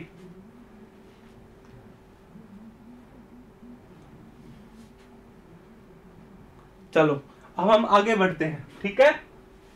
तो मैं क्या कर रहा था, तो मैंने यहां तक कर लिया था। इस कभी भी, अब ध्यान दो, जो मैं इंपॉर्टेंट बात बता रहा हूं वो याद करने की बात है, इंपॉर्टेंट। कभी भी ऐसे क्वेश्चन आ जाए जिसमें पुली क्या कर रही हो? मूव कर रही हो, तो हमेशा आपको एक पॉइंट, एक ओरिजिन मानना पड़ेगा। एक क्या मानना पड़ेगा? एक ओरिजिन मानना पड़ेगा। ओरिजिन हमें कैसा मानना पड़ेगा? जो फिक्स हो, जो टाइम के साथ चेंज ना करे। मैंने क्या कहा कि जिसमें पुली मूव कर रही हो तो उसमें क्या करो? सबसे पहले एक ओरिजिन डिसाइड करो, एक ओरिजिन डिसाइड करो, ठीक है। एक ओरिजिन डिसाइड करो। ओरिजिन हमारा कैसा होना चाहिए? जो टाइम के साथ चेंज ना करे, जो टाइम के साथ चेंज ना करे, जो टाइम के साथ चेंज ना करे। तो मैंने एक ऐसा ओरिजिन मान लिया, बिल्कुल। अब ये कितने, ये तो कैपिटल ए से चल रही है, मैंने मान रखा है। अच्छा, यहां से यहां तक की दूरी क्या मान ली मैंने? x2, ये दूरी मान ली। ये दूरी कितनी मान ली मैंने? x2। कितनी मान ली भाई ये दूरी मैंने? x2, ठीक है। अच्छा, ये दूरी जो मास m का ब्लॉक है, ये दूरी, ये वाली दूरी कितनी मान ली मैंने? x1। कितनी मान ली मैंने? x1। और ये दूरी कितनी है? x, ठीक है। ये हम क्या कर रहे हैं? पुली के रिस्पेक्ट में निकालना था। हाँ, पुली हम निकाल रहे थे कि ये जो हमारी पुली चल रही है मासलेस है, तो जितना आगे फोर्स लग रहा है उतना ही पीछे निकल जाता है। अगर इस पुली में मास होता तो t equal to 2t dash के बराबर नहीं लिख पाता, ठीक है। क्या मेरी बात समझ में आ रही है गुड़िया? ठीक है कि नहीं? अब ध्यान दो, मैं क्या कह रहा हूं कि ऐसे क्वेश्चनों में हम क्या करेंगे? ये जो स्मॉल m है, ये कितने एक्सेलरेशन चल रहा है? a से, ठीक है। कितने चल रहा है? a से। अब मेरे को एक बात बताओ, मैं क्या करना चाहता हूं? मैं चाहता हूं कि जो ये रस्सी है, ये रस्सी तो टाइम के साथ क्या रहेगी? फिक्स ही रहेगी। क्या ये रस्सी टाइम के साथ इसकी लेंथ बढ़ेगी घटेगी? अरे हाँ भाई, क्या टाइम के साथ ये जो रस्सी है, ये जो कनेक्ट है इस दीवार से, इस ब्लॉक से, टाइम के साथ क्या ये घटेगी बढ़ेगी? नहीं घटेगी। इसका मतलब ये रस्सी की तो क्या रहेगी? फिक्स रहेगी। अब इस रस्सी की लंबाई लिखनी है मेरे को, तो मैं लिख सकता हूं। कैसे लिख सकता हूं? ये लंबाई x, मैं क्या कर रहा हूं? रस्सी की लंबाई लिख रहा हूं x, इतनी ये रस्सी की लंबाई प्लस में ये लंबाई मैं कैसे लिख सकता हूं? x माइनस x1 प्लस में x माइनस x1। ये किसके बराबर आ गई? इस रस्सी की लंबाई कितनी मान ली मैंने? Capital L। ये इक्वेशन एक ऐसे लिखो, जो रस्सी की लंबाई होगी टाइम के साथ वो चेंज नहीं करेगी। नहीं, पुली के रिस्पेक्ट में निकालना था। नहीं क्या गुड़िया? आप अपना कमेंट को कंप्लीट करो। समझ में नहीं आ रहे आप क्या पूछना चाह रहे हो? नहीं, कंप्लीट करो, ठीक है। मैं क्या कह रहा हूं, मेरे को एक रिलेशन निकालना है कैपिटल ब्लॉक का और स्मॉल ब्लॉक का। ठीक है, कि ये जो कैपिटल है ये ए से चल रहा है, ये स्मॉल है, ये स्मॉल ए से चल रहा है, तो ये कितने एक्सेलरेशन चलेंगे? तो सबसे पहले क्या करो, जो ये रस्सी है, एक रस्सी ले लो, उसकी लंबाई चेंज नहीं करेगी। जो ये चलेगा तो इसको x1 मान लिया, ये भी चलेगा, इसको x2 मान लिया, ये लंबाई को मैंने x मान लिया टाइम के साथ, ये वेरिएबल है, तो ये लंबाई x और ये लंबाई कितनी होगी, x माइनस दिस। क्या मेरी बात समझ में आ रही हो? इस रस्सी की लंबाई लिखनी है, कितनी है वो l, वो कैसे लिख सकता हूं, ये लंबाई ओरिजिन से ये दूरी कितनी है x, ये दूरी कितनी आएगी, ये में से ये घटा दूं तो x माइनस x1। अब ऐसे ही मेरे को ये रस्सी की लंबाई लिखनी है, तो ये कैसे लिख पाऊंगा, ये वाली, ये वाली, ये वाली, ये कितनी है यहां से यहां तक की दूरी x2 और इतनी कितनी है x, तो ये कितनी बच जाएगी, ये कितनी बच जाएगी x2 माइनस x बराबर l। इस लेंथ को क्या मान लिया मैंने, स्मॉल l, आई के नहीं आई। इस इक्वेशन फर्स्ट को मैं कैसे लिख सकता हूं, अगर मैं ऊपर वाली को लिखना चाहूं दोबारा, ठीक है, इक्वेशन फर्स्ट को मैं अगर दोबारा लिखना चाहूं तो कैसे लिख सकता हूं दोबारा, 2x माइनस x1 बराबर l। इस इक्वेशन को किससे मल्टीप्लाई कर दूं, 2 से, तो ये क्या आ गया, 2x2 माइनस 2x बराबर 2l। इनको क्या कर दूं, दोनों इक्वेशन को मैं क्या कर दूं, ऐड कर दूं। इन दोनों इक्वेशन को मैं क्या कर दूं, अब ऐड कर दूं। ऐड कर दूंगा तो ये से ये कट गया, ये क्या बच गया ऐड करने के बाद, 2x2 माइनस x1 बराबर l प्लस 2l। क्या बच गया मेरे पास, क्या मेरे पास ये बचा, बिल्कुल बचा। इक्वेशन क्या बची, अगर मैं नेक्स्ट पेज पे लिखना चाहूं, 2x2 माइनस x1 बराबर 2l प्लस l। देखो ये इक्वेशन लिखी मैंने, बिल्कुल लिखी। अब मेरे को एक बात बताओ, जो ये इक्वेशन है, ये जो इक्वेशन बनी कौन सी बनी, थर्ड फोर्थ मान लेते हैं, पता नहीं कौन सी लिख रहा हूँ, फोर्थ मान लेता हूँ, फोर्थ ना मान के 6 7th मान लेता हूँ, चलो 7th मान लेता हूँ, ठीक है।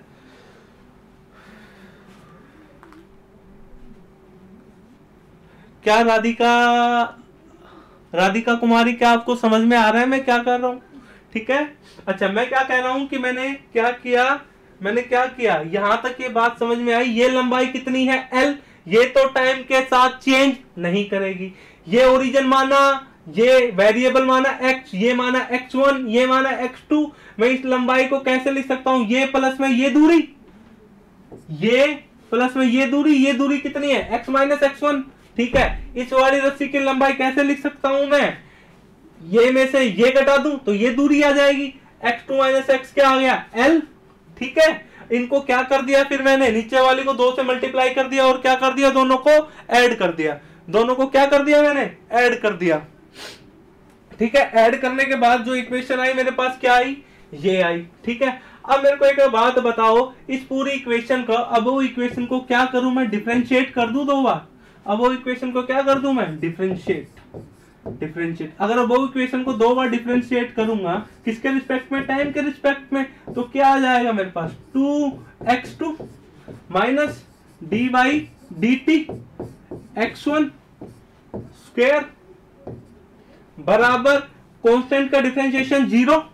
कांस्टेंट का डिफरेंशिएशन क्या होता है, 0, ठीक है। कांस्टेंट का डिफरेंशिएशन क्या होता है, 0। अब मेरे को एक और बात बताओ, टाइम के साथ क्या ये x2 की वैल्यू बढ़ेगी घटेगी, कुछ टाइम के बाद ये ब्लॉक यहां आएगा, क्या कुछ टाइम के बाद ये ब्लॉक यहां आएगा, तो ये x2 की वैल्यू क्या हो जाएगी, ये हो जाएगी। टाइम के साथ x2 की वैल्यू बढ़ रही है, अगर टाइम के साथ x2 की वैल्यू बढ़ रही है, किसी भी चीज को जब हम 2 बार डिफरेंशिएट करते हैं तो वो कैसी आती है, पॉजिटिव। तो ये क्या बन गया, 2a2, ठीक है। एक्सेलरेशन, इस वाले ब्लॉक का एक्सेलरेशन क्या मान रखा है, कैपिटल ए, तो ये क्या बन गया, 2 कैपिटल ए, 2 क्या बन गया, ए 2 कैपिटल ए, ठीक है। माइनस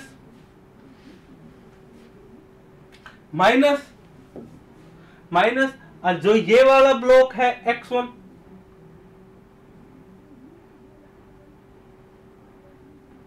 ये वाला ब्लॉक है x1 क्या बन जाएगा, ये कितना एक्सेलरेशन है, ये भी टाइम के साथ वैल्यू बढ़ रही है तो ये भी इंक्रीज कर रही है, तो ये क्या बन जाएगा, a बराबर 0।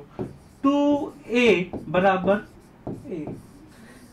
अब ये बात समझो, जब ये इसकी एक्सेलरेशन 2 होगी तो उसकी कितनी होगी, a, उससे दुगनी, यानी a जब ये 5 मीटर पर सेकंड स्क्वायर से चलेगा तो वो कितने से चलेगा, 2.5 मीटर पर सेकंड स्क्वायर से।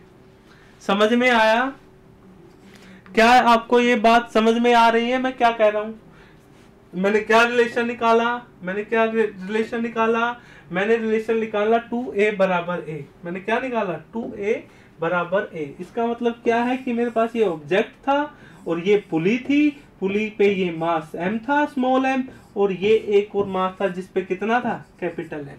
ये मास था, इस पे कितना था, कैपिटल M। ये कितने एक्सेलरेशन से चल रहा है, a। ये कितने से चल रहा है, ये वाला स्मॉल a। तो मैंने एक इक्वेशन लिखी, क्या लिखी, 2a बराबर a। एक इक्वेशन ये आई, अभी हमने जस्ट सोल्व किया था, 2a बराबर a। और समझो, और हमने 4 इक्वेशन और निकाली थी, ये पहली, दूसरी, तीसरी, चौथी और एक 5वीं। तो इक्वेशन फर्स्ट, थर्ड लिखो, इक्वेशन फर्स्ट और थर्ड। इक्वेशन फर्स्ट क्या थी, अगर मैं पीछे स्लाइड में जाऊं, टी डैश बराबर एम ए, टी डैश बराबर एम ए। एक इक्वेशन हम ये भी निकाल चुके, टी डैश बराबर एम ए, ठीक है।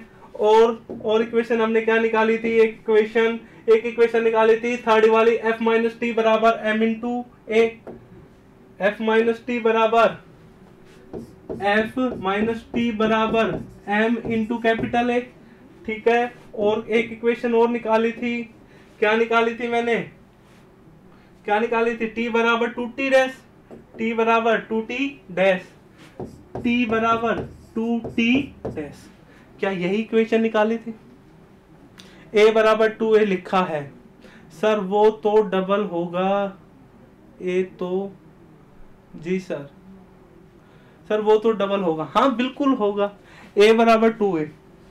क्यों होगा, अगर ये a एक्सेलरेशन से ज्यादा तो ये ज्यादा ही जाएगा। क्यों जाएगा, मान लो इसको एक्सपेंड करूंगा तो ये रस्सी भी इधर खिंचेगी थोड़ी, ये इधर जाएगी, तो ये डबल से आगे बढ़ेगा। अगर ये 5 से जा रहा है तो ये 2.5 से। इसलिए मैंने दोनों को जब क्वेश्चन स्टार्ट किया था तो ए नहीं लिखा था। मैंने पहले कहा है, जब भी पुली मूव करेगी तो हमें क्वेश्चन को डिफरेंट तरीके से अप्रोच करना है। तो हम जो ये एक ऑब्जेक्ट ये है जिसका मास m है, एक ऑब्जेक्ट ये है जिसका मास है, इन दोनों के बीच में रिलेशन निकाला। तो हम रिलेशन कैसे निकालेंगे, मैंने क्या बताया था, कैसे रिलेशन निकालेंगे। सबसे पहले एक ओरिजिन मानेंगे, सबसे पहले क्या मानेंगे, इन जो दो ब्लॉक है इनके बीच में एक्सेलरेशन के बीच में रिलेशन निकालने के लिए हम सबसे पहले एक ओरिजिन मानेंगे। ओरिजिन मान लिया, एक ओरिजिन कैसा लेंगे, जो फिक्स होगा टाइम के साथ, जिसकी वैल्यू चेंज नहीं करेगी। मैंने ये ओरिजिन मान लिया जो टाइम के साथ चेंज नहीं कर रही। तो मैंने m1 दूरी पे एक ब्लॉक रखा, उसको एक वेरिएबल मान लिया x1, फिर एक और ब्लॉक रखा x2 दूरी पे, मैंने उसको क्या मान लिया है, वेरिएबल x2। और जो ये पुली, ये दूरी कितनी मान ली, x। अब जो ये रस्सी की लंबाई है टाइम के साथ तो चेंज नहीं करेगी, तो ये रस्सी की लंबाई मैं लिख सकता हूं, ये रस्सी की लंबाई कितनी होगी, x प्लस में दिस। क्या आपको मेरी बात समझ में आ रही है? अगर आपको मेरी बात समझ में आ रही है जल्दी से कमेंट करके बताएं, कि समझ में आ रही कि नहीं आ रही। जल्दी कीजिए, जल्दी।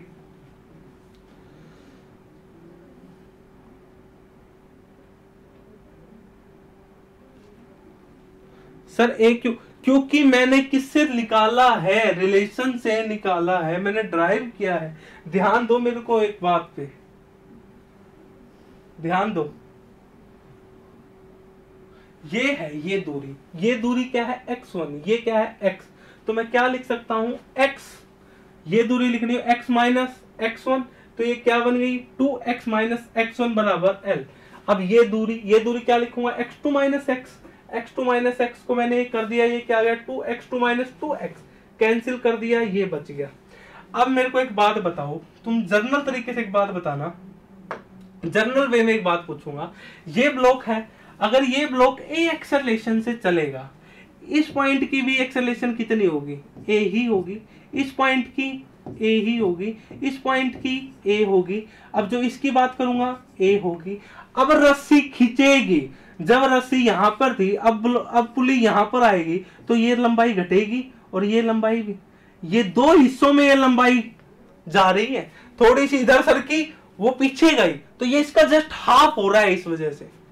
क्या मेरी बात समझ में आ रही है ना? ये जब पुली जाएगी तो ये इधर सरकेगा, ये पीछे भी तो जाएगी उतनी, ये पुली तो ए एक्सेलरेशन से जाएगी, लेकिन ये ब्लॉक अब वो ए से नहीं जाएगा, इसका कुछ हिस्सा आगे बढ़ेगा। मान लो एक्स आगे बढ़ा तो एक्स इधर पीछे भी तो गया, तो ये हाफ ही तो जाएगी एक्स से।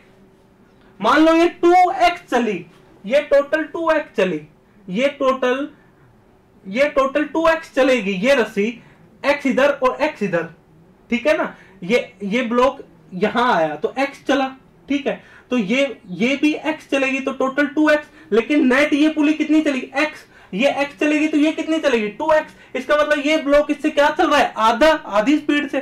क्या मेरी बात अब समझ में आ रही है? बिल्कुल होगा, बिल्कुल होगा, इसमें कोई संदेह करने की बात ही नहीं है।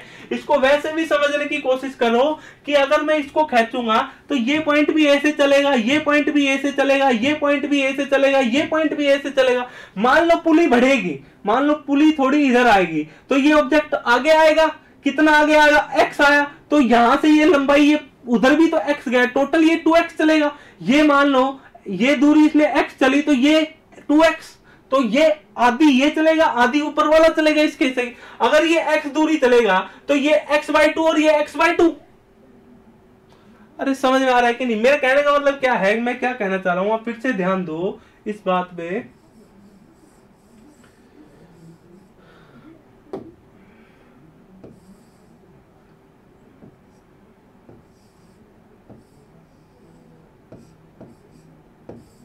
ठीक है, अगर ये ए एक्सेलरेशन से चल रहा है, ये स्मॉल एम कितने से चलेगा, ए से। अगर ये पुली x दूरी ट्रेवल करेगी तो ये ब्लॉक कितना चलेगा, x/2 ही तो चलेगा, x थोड़ी ना चलेगा। ये उधर सरकेगा, ये भी सरकेगा, ये रस्सी भी, ये रस्सी जब ये ब्लॉक इधर जाएगा तो ये रस्सी भी तो पीछे जाएगी उधर, तो कितना जाएगी x/2। अगर ये x/2 जाएगा तो जितनी इसकी वेलोसिटी होगी उससे हाफ इसकी वेलोसिटी होगी, जितनी इसकी एक्सेलरेशन होगी उससे हाफ इसकी एक्सेलरेशन होगी। कहने का मतलब हमारा यही है, ठीक है। अब आ रही है बात समझ में? जल्दी से इस पे क्या करो, मेरे को कमेंट करके बताओ कि बात समझ में आई कि नहीं आई। क्या तुम मेरी बात को समझ पा रहे हो मैं क्या कहना चाह रहा हूं, है ना? ठीक है, तो मैंने ये इक्वेशन लिख दी थी, मैंने क्या क्या लिख दी थी इक्वेशन, मैंने क्या क्या लिख दी थी। एक बार मैं इसको थोड़ा सा साफ कर देता हूँ, फिर से बनाता हूँ डायग्राम को, ताकि गुचमुच हो जाए तो मेरे समझ में नहीं आएगा, थोड़ा कंफ्यूजन हो गई तो। ठीक है,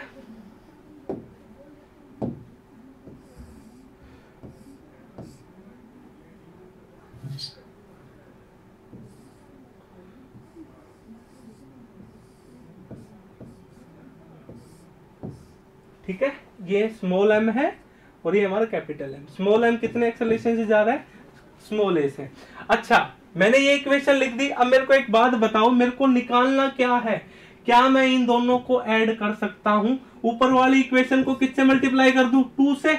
ऊपर वाली इक्वेशन को जब 2 से मल्टीप्लाई कर दूंगा तो क्या आ जाएगा मेरे पास, 2t डैश बराबर एम ए, 2t डैश बराबर एम ए। नीचे इक्वेशन क्या है, f माइनस टी बराबर स्मॉल ए और कैपिटल ए। अब मेरे को एक बात बताओ, ये 2t और t बराबर है, ये वैल्यू उठा के रख दी, कट गई, तो इन दोनों को ऐड करूंगा तो नीचे क्या बच गया, f बराबर small m plus capital m, ठीक है, इनटू a।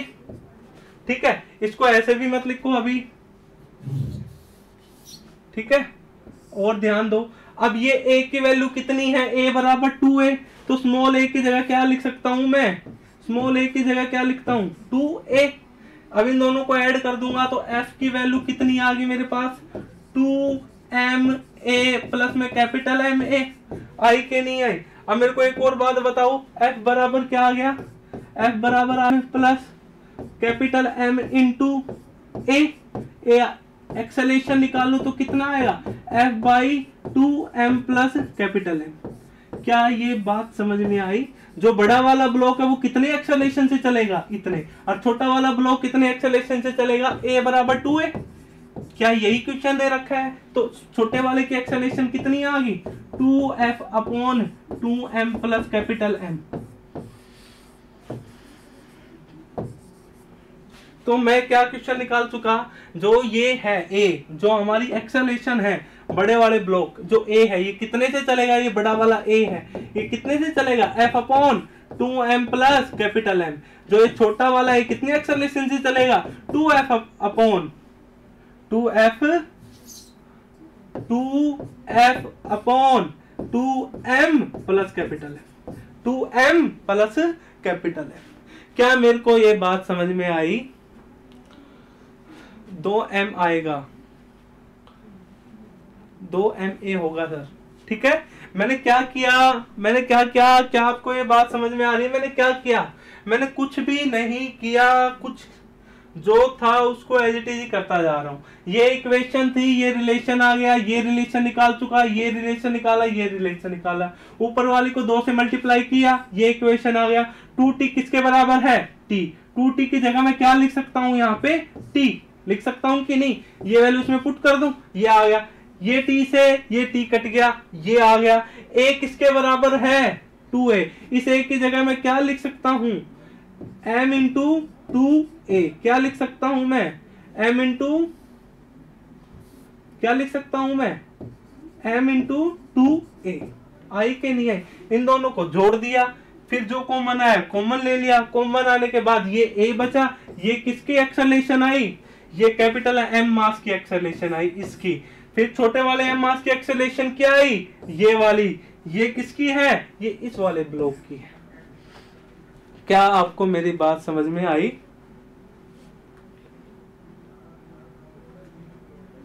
सर इक्वेशन को 2 से मल्टीप्लाई करके ऐड किया, वापिस दिखाओ सर, गलती कर दी। अच्छा कहां से कर दी भाई, ये इक्वेशन एक थी, एक इक्वेशन ये थी, कोई दिक्कत? देखो दोबारा से देखो, दोबारा से देखो, देखो दोबारा से, यही देखो,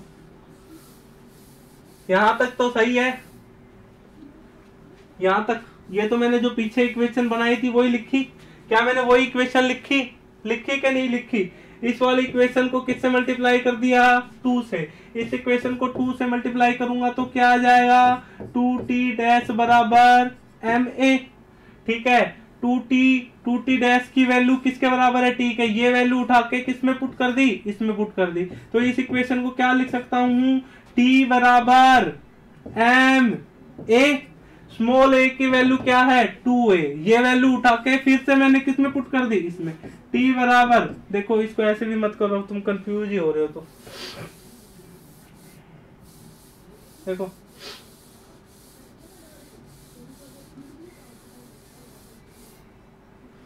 t बराबर 2t डैश, ये इक्वेशन एक आई, एक इक्वेशन ये आई, ठीक है। t डैश बराबर ma, t डैश बराबर ma, एक इक्वेशन ये आई। इसको फर्स्ट मान लिया, इसको सेकंड मान लिया, इसको थर्ड मान लिया, और इसको क्या मान लिया, फोर्थ मान लिया, ठीक है। अब मैं क्या कर रहा हूं, इक्वेशन अब ध्यान दो आराम से, अब गलती नहीं होगी, तुम ध्यान देना, मैं डायरेक्ट कर गया था। Equation first fourth, put in equation second में पुट कर दो। जब मैं फर्स्ट और फोर्थ को सेकंड में पुट करूंगा तो मेरे को क्या मिलेगा, t बराबर, t किसके बराबर, m इंटू 2a। क्या एक इक्वेशन आई। इस इक्वेशन को कहा क्या मान लिया मैंने, इक्वेशन 5, ठीक है, मैंने क्या मान लिया, इक्वेशन 5। अब मैं क्या करूं, इक्वेशन 5 को और इक्वेशन 3 को ऐड कर दूं। क्या कर दूं मैं, ऐड किस किस कर दो, इक्वेशन 5 एंड इक्वेशन 6, इन दोनों को ऐड करूंगा तो क्या है, f माइनस टी बराबर एम ए। नीचे क्या है, t बराबर 2m स्मॉल m a। इनको ऐड कर दूं, ये प्लस ये माइनस कट गया, f बराबर 2m plus capital M into a। a की वैल्यू क्या आई, ये आई। क्या अब समझ में आया?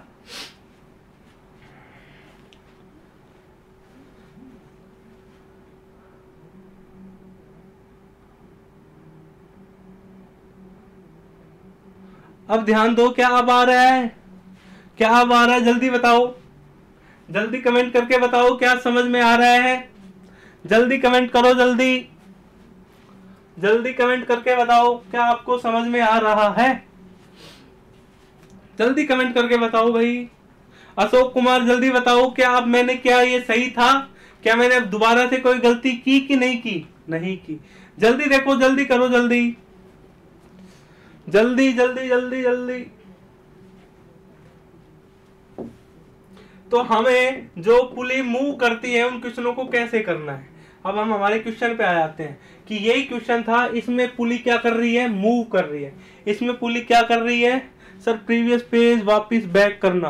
बिल्कुल बिल्कुल। कौन सा वाला पेज, पेज नंबर बताओ। ये पेज,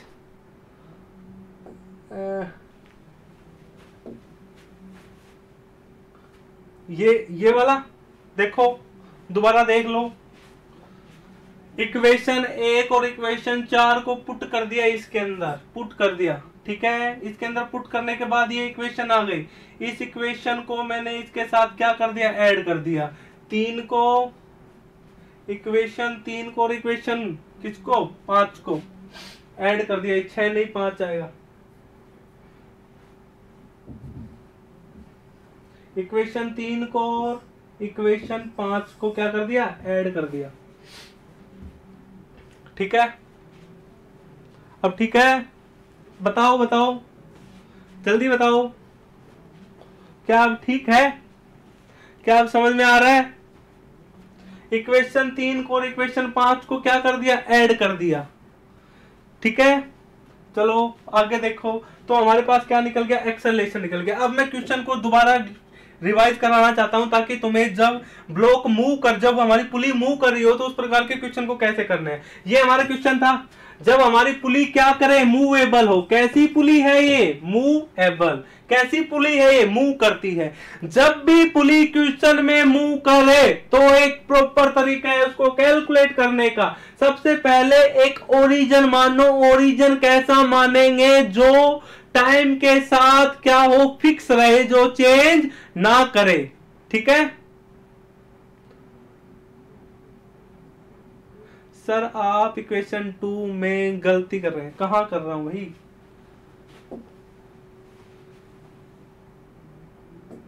देखो यार, कहां इक्वेशन 2,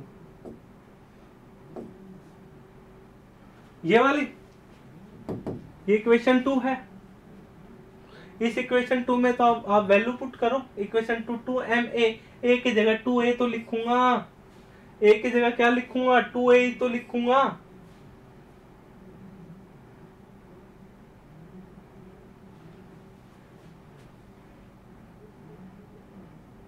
हाँ गलती कर गया भाई, सही कह रहा है, पकड़ गया पकड़ गया, सही है सही है सही है सही है सही है। देखो यहाँ पर क्या है, यहाँ पर क्या है, बिल्कुल बिल्कुल बिल्कुल बिल्कुल बिल्कुल बिल्कुल ऐड करने में गलती कर गया मैं, 2 बार कर गया, तुमने भी ध्यान नहीं दिया। देखो क्या इसमें ध्यान दिया, क्या नाम है इसका, आपका एसके इमोशंस। हाँ बहुत सही है, आपने ध्यान दिया कि क्या था कि t is equal to 2t dash था। बिल्कुल t इज इक्वल टू क्या है, ma है, ठीक है। अगर मैं ये वैल्यू उठा के इसमें पुट करूंगा तो क्या करूंगा मैं, इसको मैं क्या कर रहा था, मैं इसको पहले 2 से मल्टीप्लाई कर दूं। अगर मैं इसको 2 से मल्टीप्लाई कर दूंगा तो ये आ जाएगा 2t dash is equal to 2ma। आया कि नहीं आया, अब ध्यान देना, ठीक है ठीक है ठीक है कि नहीं। दोबारा से देखो, दोबारा से देखो हमने क्या क्या सोल्व किया था इस क्वेश्चन में। देखो अब गलती कहाँ आ गई, गलती 1 2 से मल्टीप्लाई नहीं किया, सीधा ऐड कर दिया। हमने ये कैलकुलेट किया, हमने फ्री बॉडी डायग्राम किया, एक इक्वेशन ये निकाली, एक इक्वेशन ये निकाली, एक इक्वेशन ये, एक इक्वेशन ये और एक इक्वेशन ये, इक्वेशन 5। हमने ये इक्वेशन निकाली थी, पहले निकाली थी कि नहीं निकाली थी, यहां तक कोई दिक्कत नहीं। फिर मैंने क्या किया, जो इक्वेशन 1 है, जो हमारी इक्वेशन है, कौन सी इक्वेशन, इक्वेशन 1, इक्वेशन 3 और इक्वेशन 5 को हमने दोबारा लिख दिया। कहां पे लिख दिया हमने, दोबारा से लिख दिया, यहां पे लिख दिया। एक तो इक्वेशन ये लिख दी, ये इक्वेशन 1 थी हमारी, यहां पर क्या थी, t डैश बराबर ma। देखो पीछे ये इक्वेशन लिखे थे, देखो ये इक्वेशन पीछे लिखे थे, वही लिख रहा हूं। ये उठाई t डैश बराबर ma, ठीक है। टी डैश बराबर एम ए। मैंने यहाँ पे इसको 2 नाम दे दिया, 2 नाम नहीं देना चाहिए मेरे को, ठीक है, कोई बात नहीं, इसको दोबारा देख लेते हैं। तो टी डैश बराबर एम ए, ये इक्वेशन दोबारा से उठा के रख दी। कौन सी इक्वेशन थी ये देखो, ये वाली इक्वेशन थी कि नहीं, टी बराबर एम डैश ए 1, इक्वेशन 1, ठीक है, ये इक्वेशन 1 थी, दोबारा से लिख दी।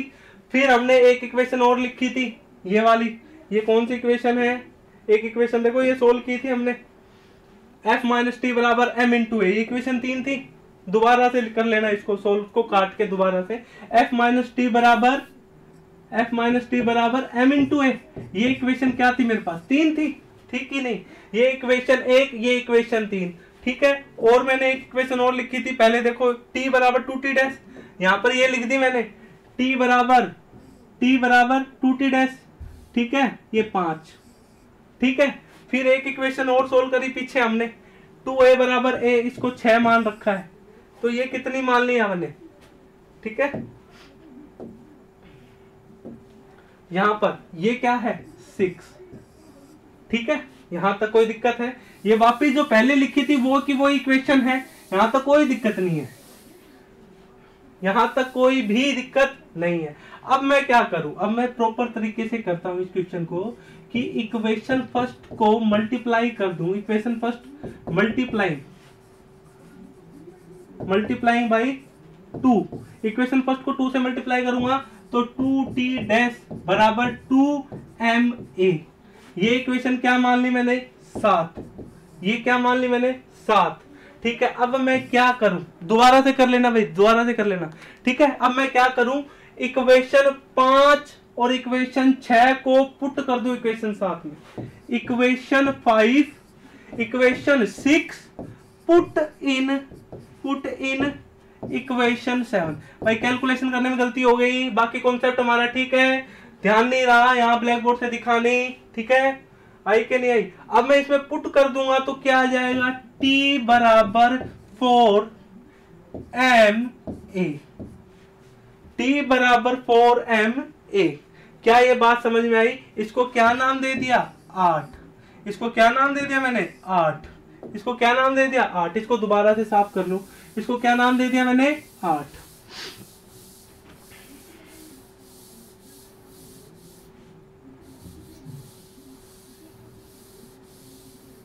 ठीक है, प्रीवियस पेज पे जाके देखो, इक्वेशन 8 कितनी है, t बराबर 4ma, ठीक है।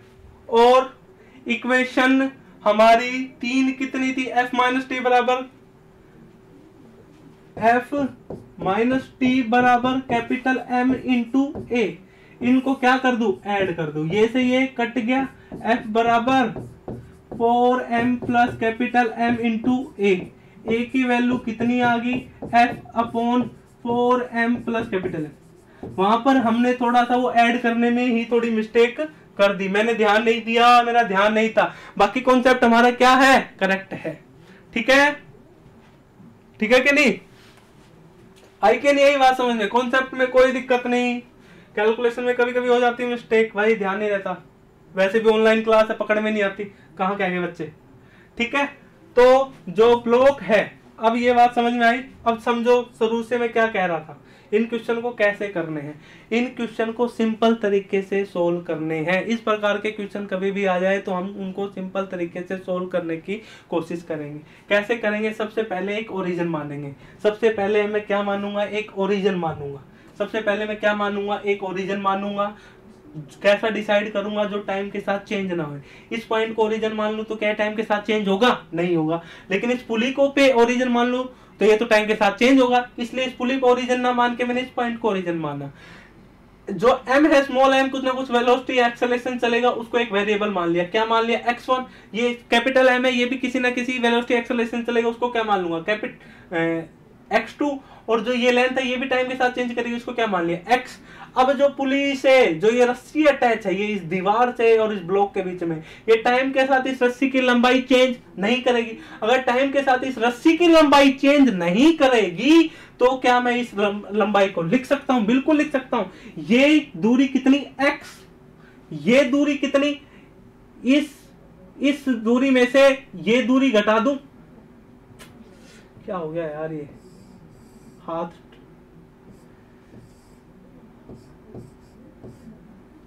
ये x थी ये दूरी, ठीक है, और ये दूरी हमारी x1 थी, ठीक है।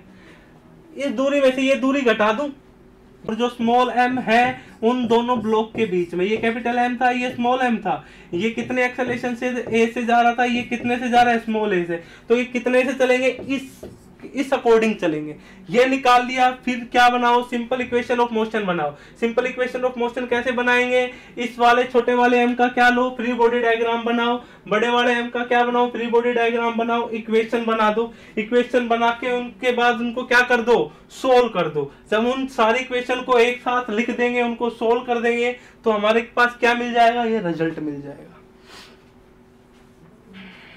इक्वेशन 7,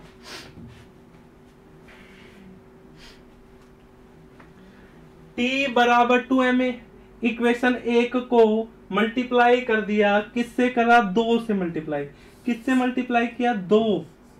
अब इस 2 को इससे मल्टीप्लाई करूंगा तो 2t डैश बराबर 2ma। अब भी आया कि नहीं आया, आया कि नहीं आया, आ गया। फिर मैं क्या करूंगा, मैं जो a की वैल्यू उठा के इसमें पुट कर दूंगा, जो t की वैल्यू है वो भी उठा के इसमें पुट, t डैश की जो वैल्यू वो भी उठा के इसमें मैं क्या कर दूंगा, पुट कर दूंगा। क्या आप समझ में आ रहा है, क्या मैं आगे चलूं, एडिंग में हमने थोड़ी सी मिस्टेक कर दी, मैंने ध्यान नहीं दिया, ठीक है। अच्छा, हो जाती है कभी कभी गलती, एडिंग वगैरह, सब्ट्रैक्शन एडिंग में ध्यान नहीं रहता, बोर्ड होता है ना। अच्छा, अब हमने जो क्या है कि जो पुली मूव कर रही है उसके क्वेश्चन सीखे हम कैसे सोल्व करते हैं, ठीक है। इसके एक आधे क्वेश्चन और करवाएंगे अभी, लेकिन उससे पहले मैं तुम्हें एक हल्का सा टॉपिक पढ़ाना चाहता हूं, frame of reference. Frame of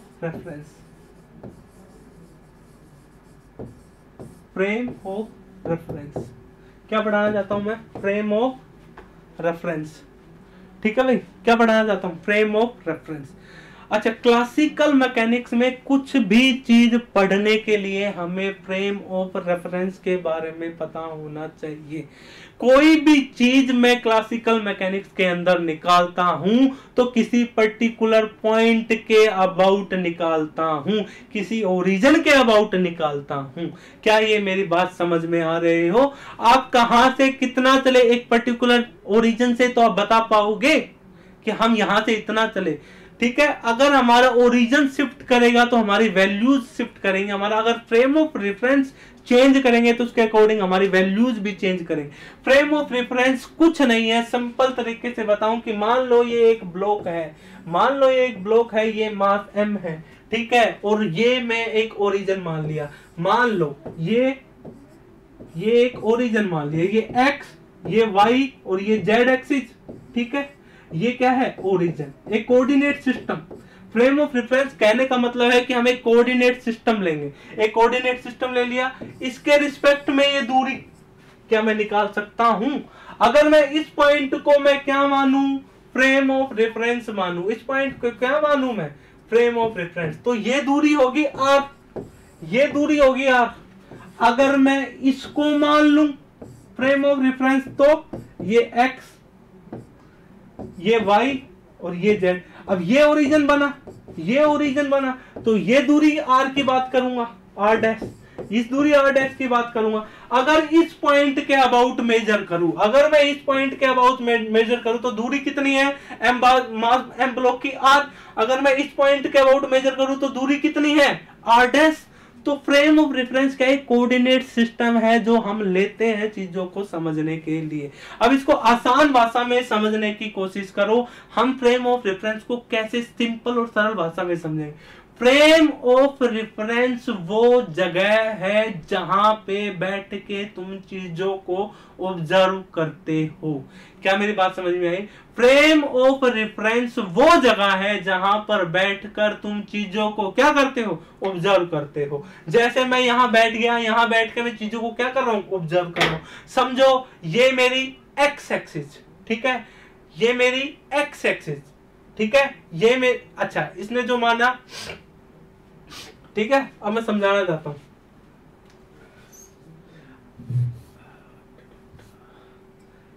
ये y, ये x एक्सिस मान ली। ये कौन सी एक्सिस मान ली मैंने? x axis. कौन सी एक्सिस मान ली? ये x एक्सिस, और ये z। ठीक है, सिमिलर वे मैंने यहां पर भी ऐसे ही मान लिया। ठीक है, ये मेरी z, ये मेरी y, और ये मेरी x। अब समझो ये मेरी क्या है? x।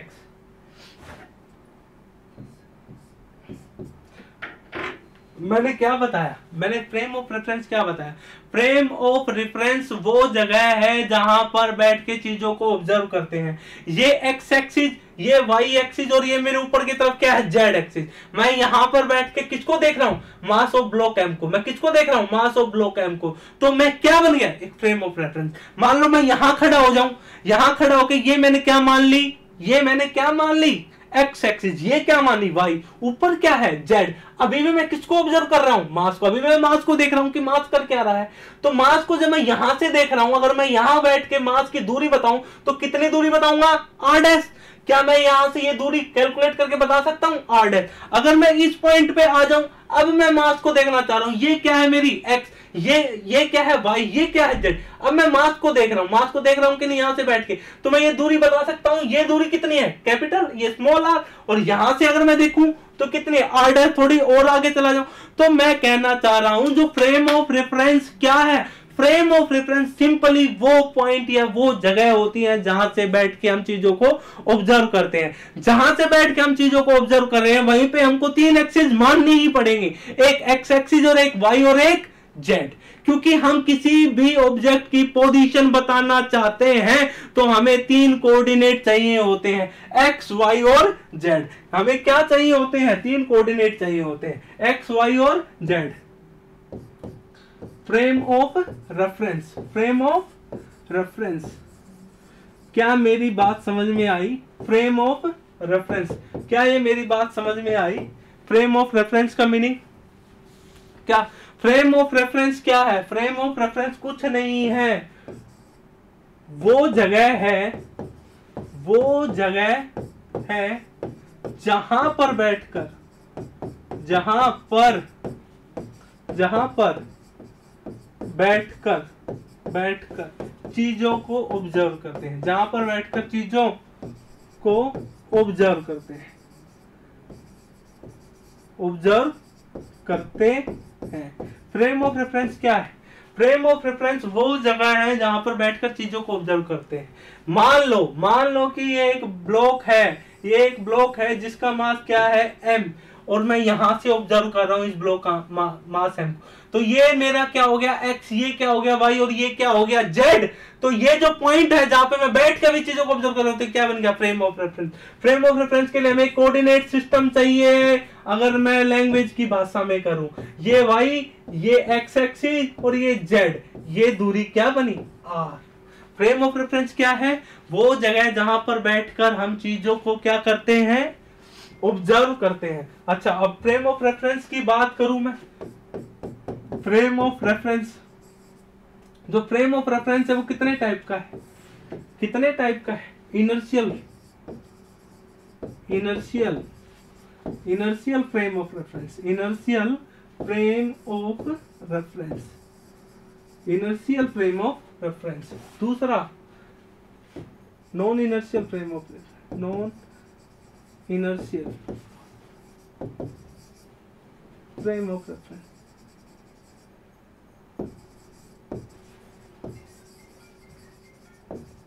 ठीक है, एक है इनर्शियल फ्रेम ऑफ रेफरेंस, दूसरा है non inertial frame of reference.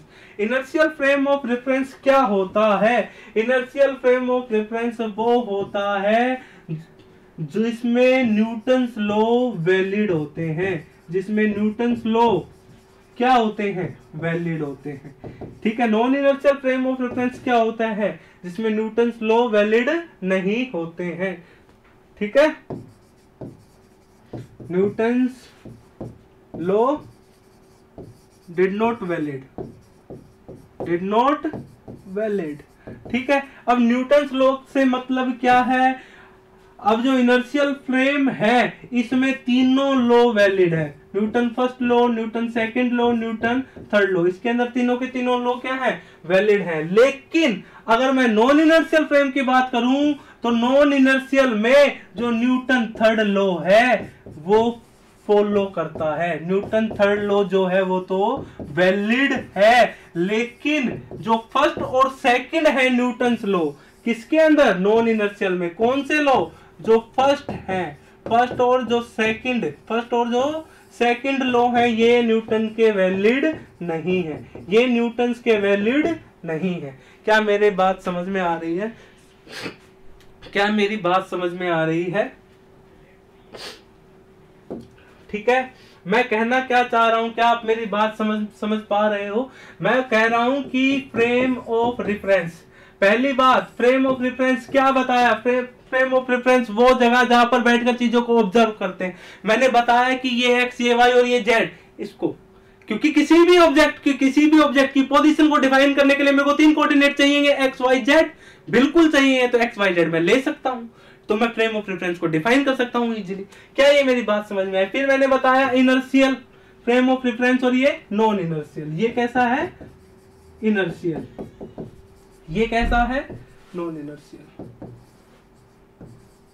ठीक है, फिर मैंने क्या बताया, मैंने बताया जो इनर्शियल फ्रेम ऑफ रेफरेंस में है उसमें न्यूटन के तीनों नियम फॉलो होंगे। पहला न्यूटन फर्स्ट लॉ, दूसरा न्यूटन सेकंड लॉ और तीसरा Newton third law, every action there equal and opposite, तीनों के तीनों वैलिड होंगे। किसमें, इनर्शियल फ्रेम में।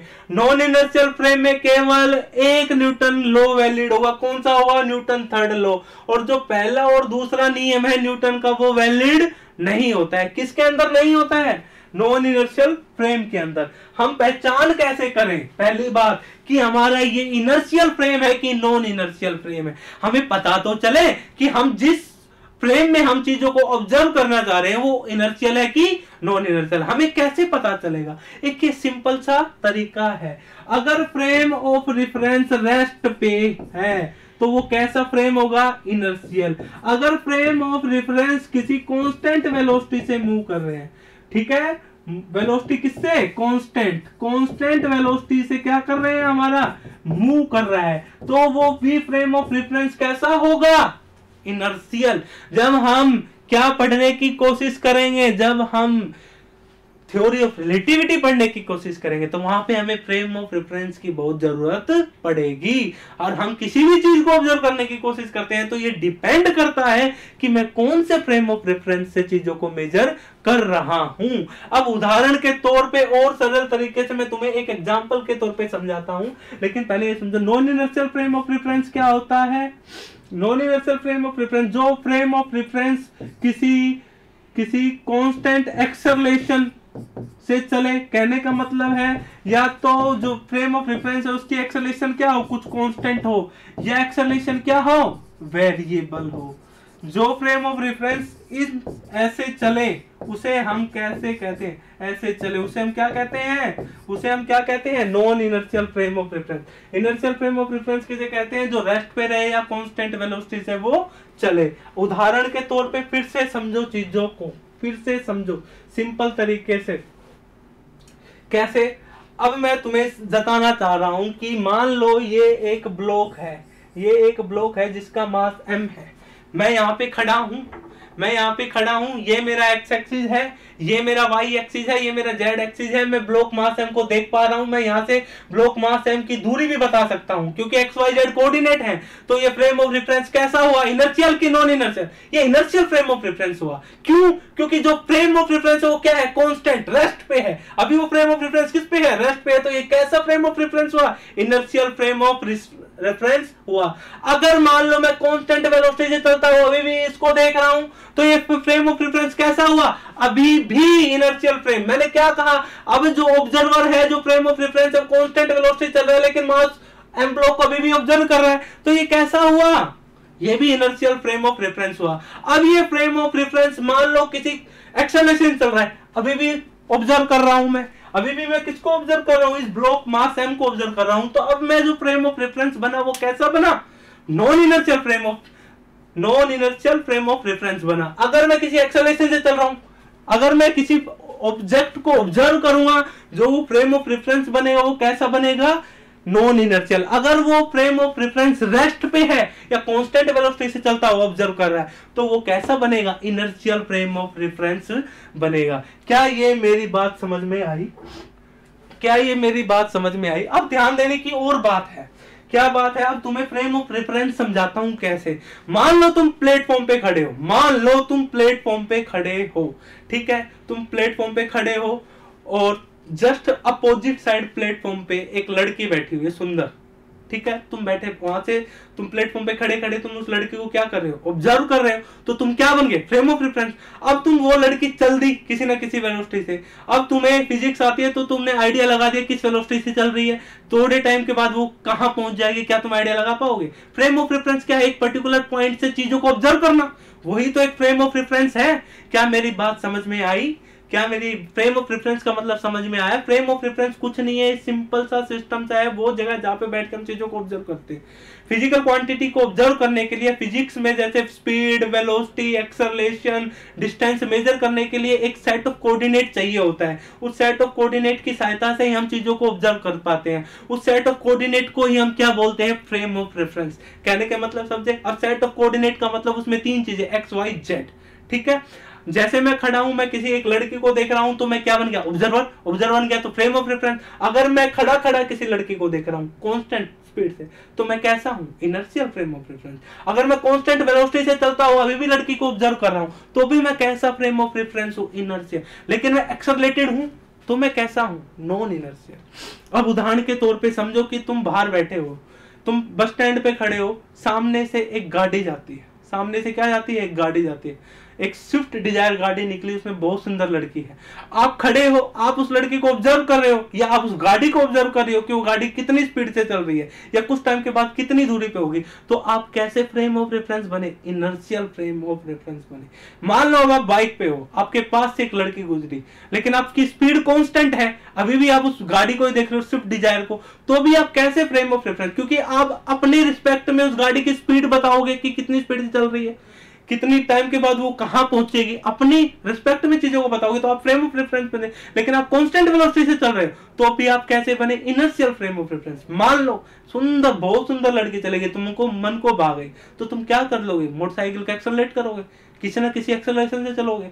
अब तुम ऑब्जर्व कर रहे हो लड़की को लेकिन तुम्हारी कुछ ना कुछ एक्सेलरेशन है, अब तुम एक्सेलरेशन से चल दिए, अब तुम ऑब्जर्वर हो, अब तुम्हें पता होगा कि वो कितनी ज्यादा स्पीड से तुम्हारी तेजी से चल रही है, अभी तुम कैलकुलेट करने की कोशिश कर, लेकिन अब तुम जो फ्रेम ऑफ रेफरेंस बने वो कैसे बने, non inertial frame of reference.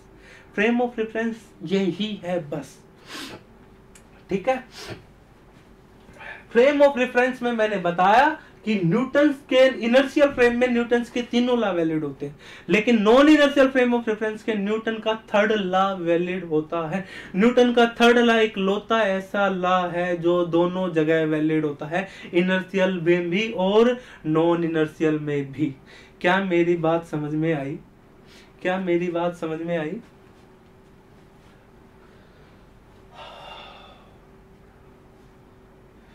ये हमारा इनर्शियल हो गया, नॉन इनर्शियल, ठीक है।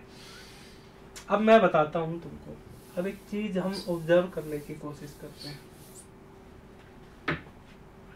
क्या, अब मेरे को एक बात बताओ कि ये ब्लॉक रखा हुआ है, ये ब्लॉक क्या हुआ है, रखा हुआ है, यहाँ पर एक ब्लॉक है, ठीक है, जिसका मास कितना है 2 किलोग्राम, जिसका मास कितना है 2 kg।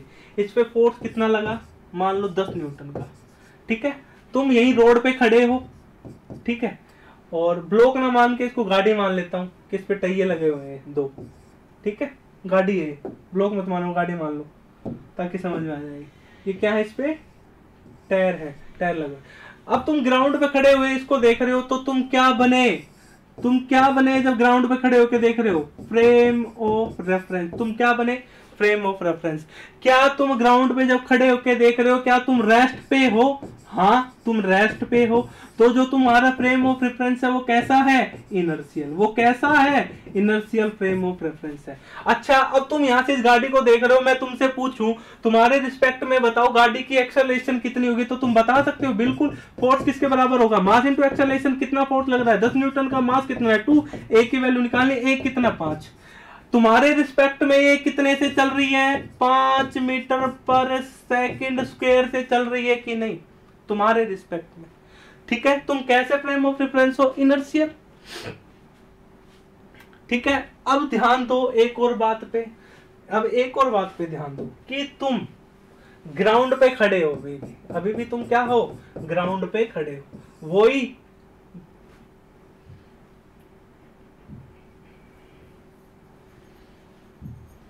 एक बस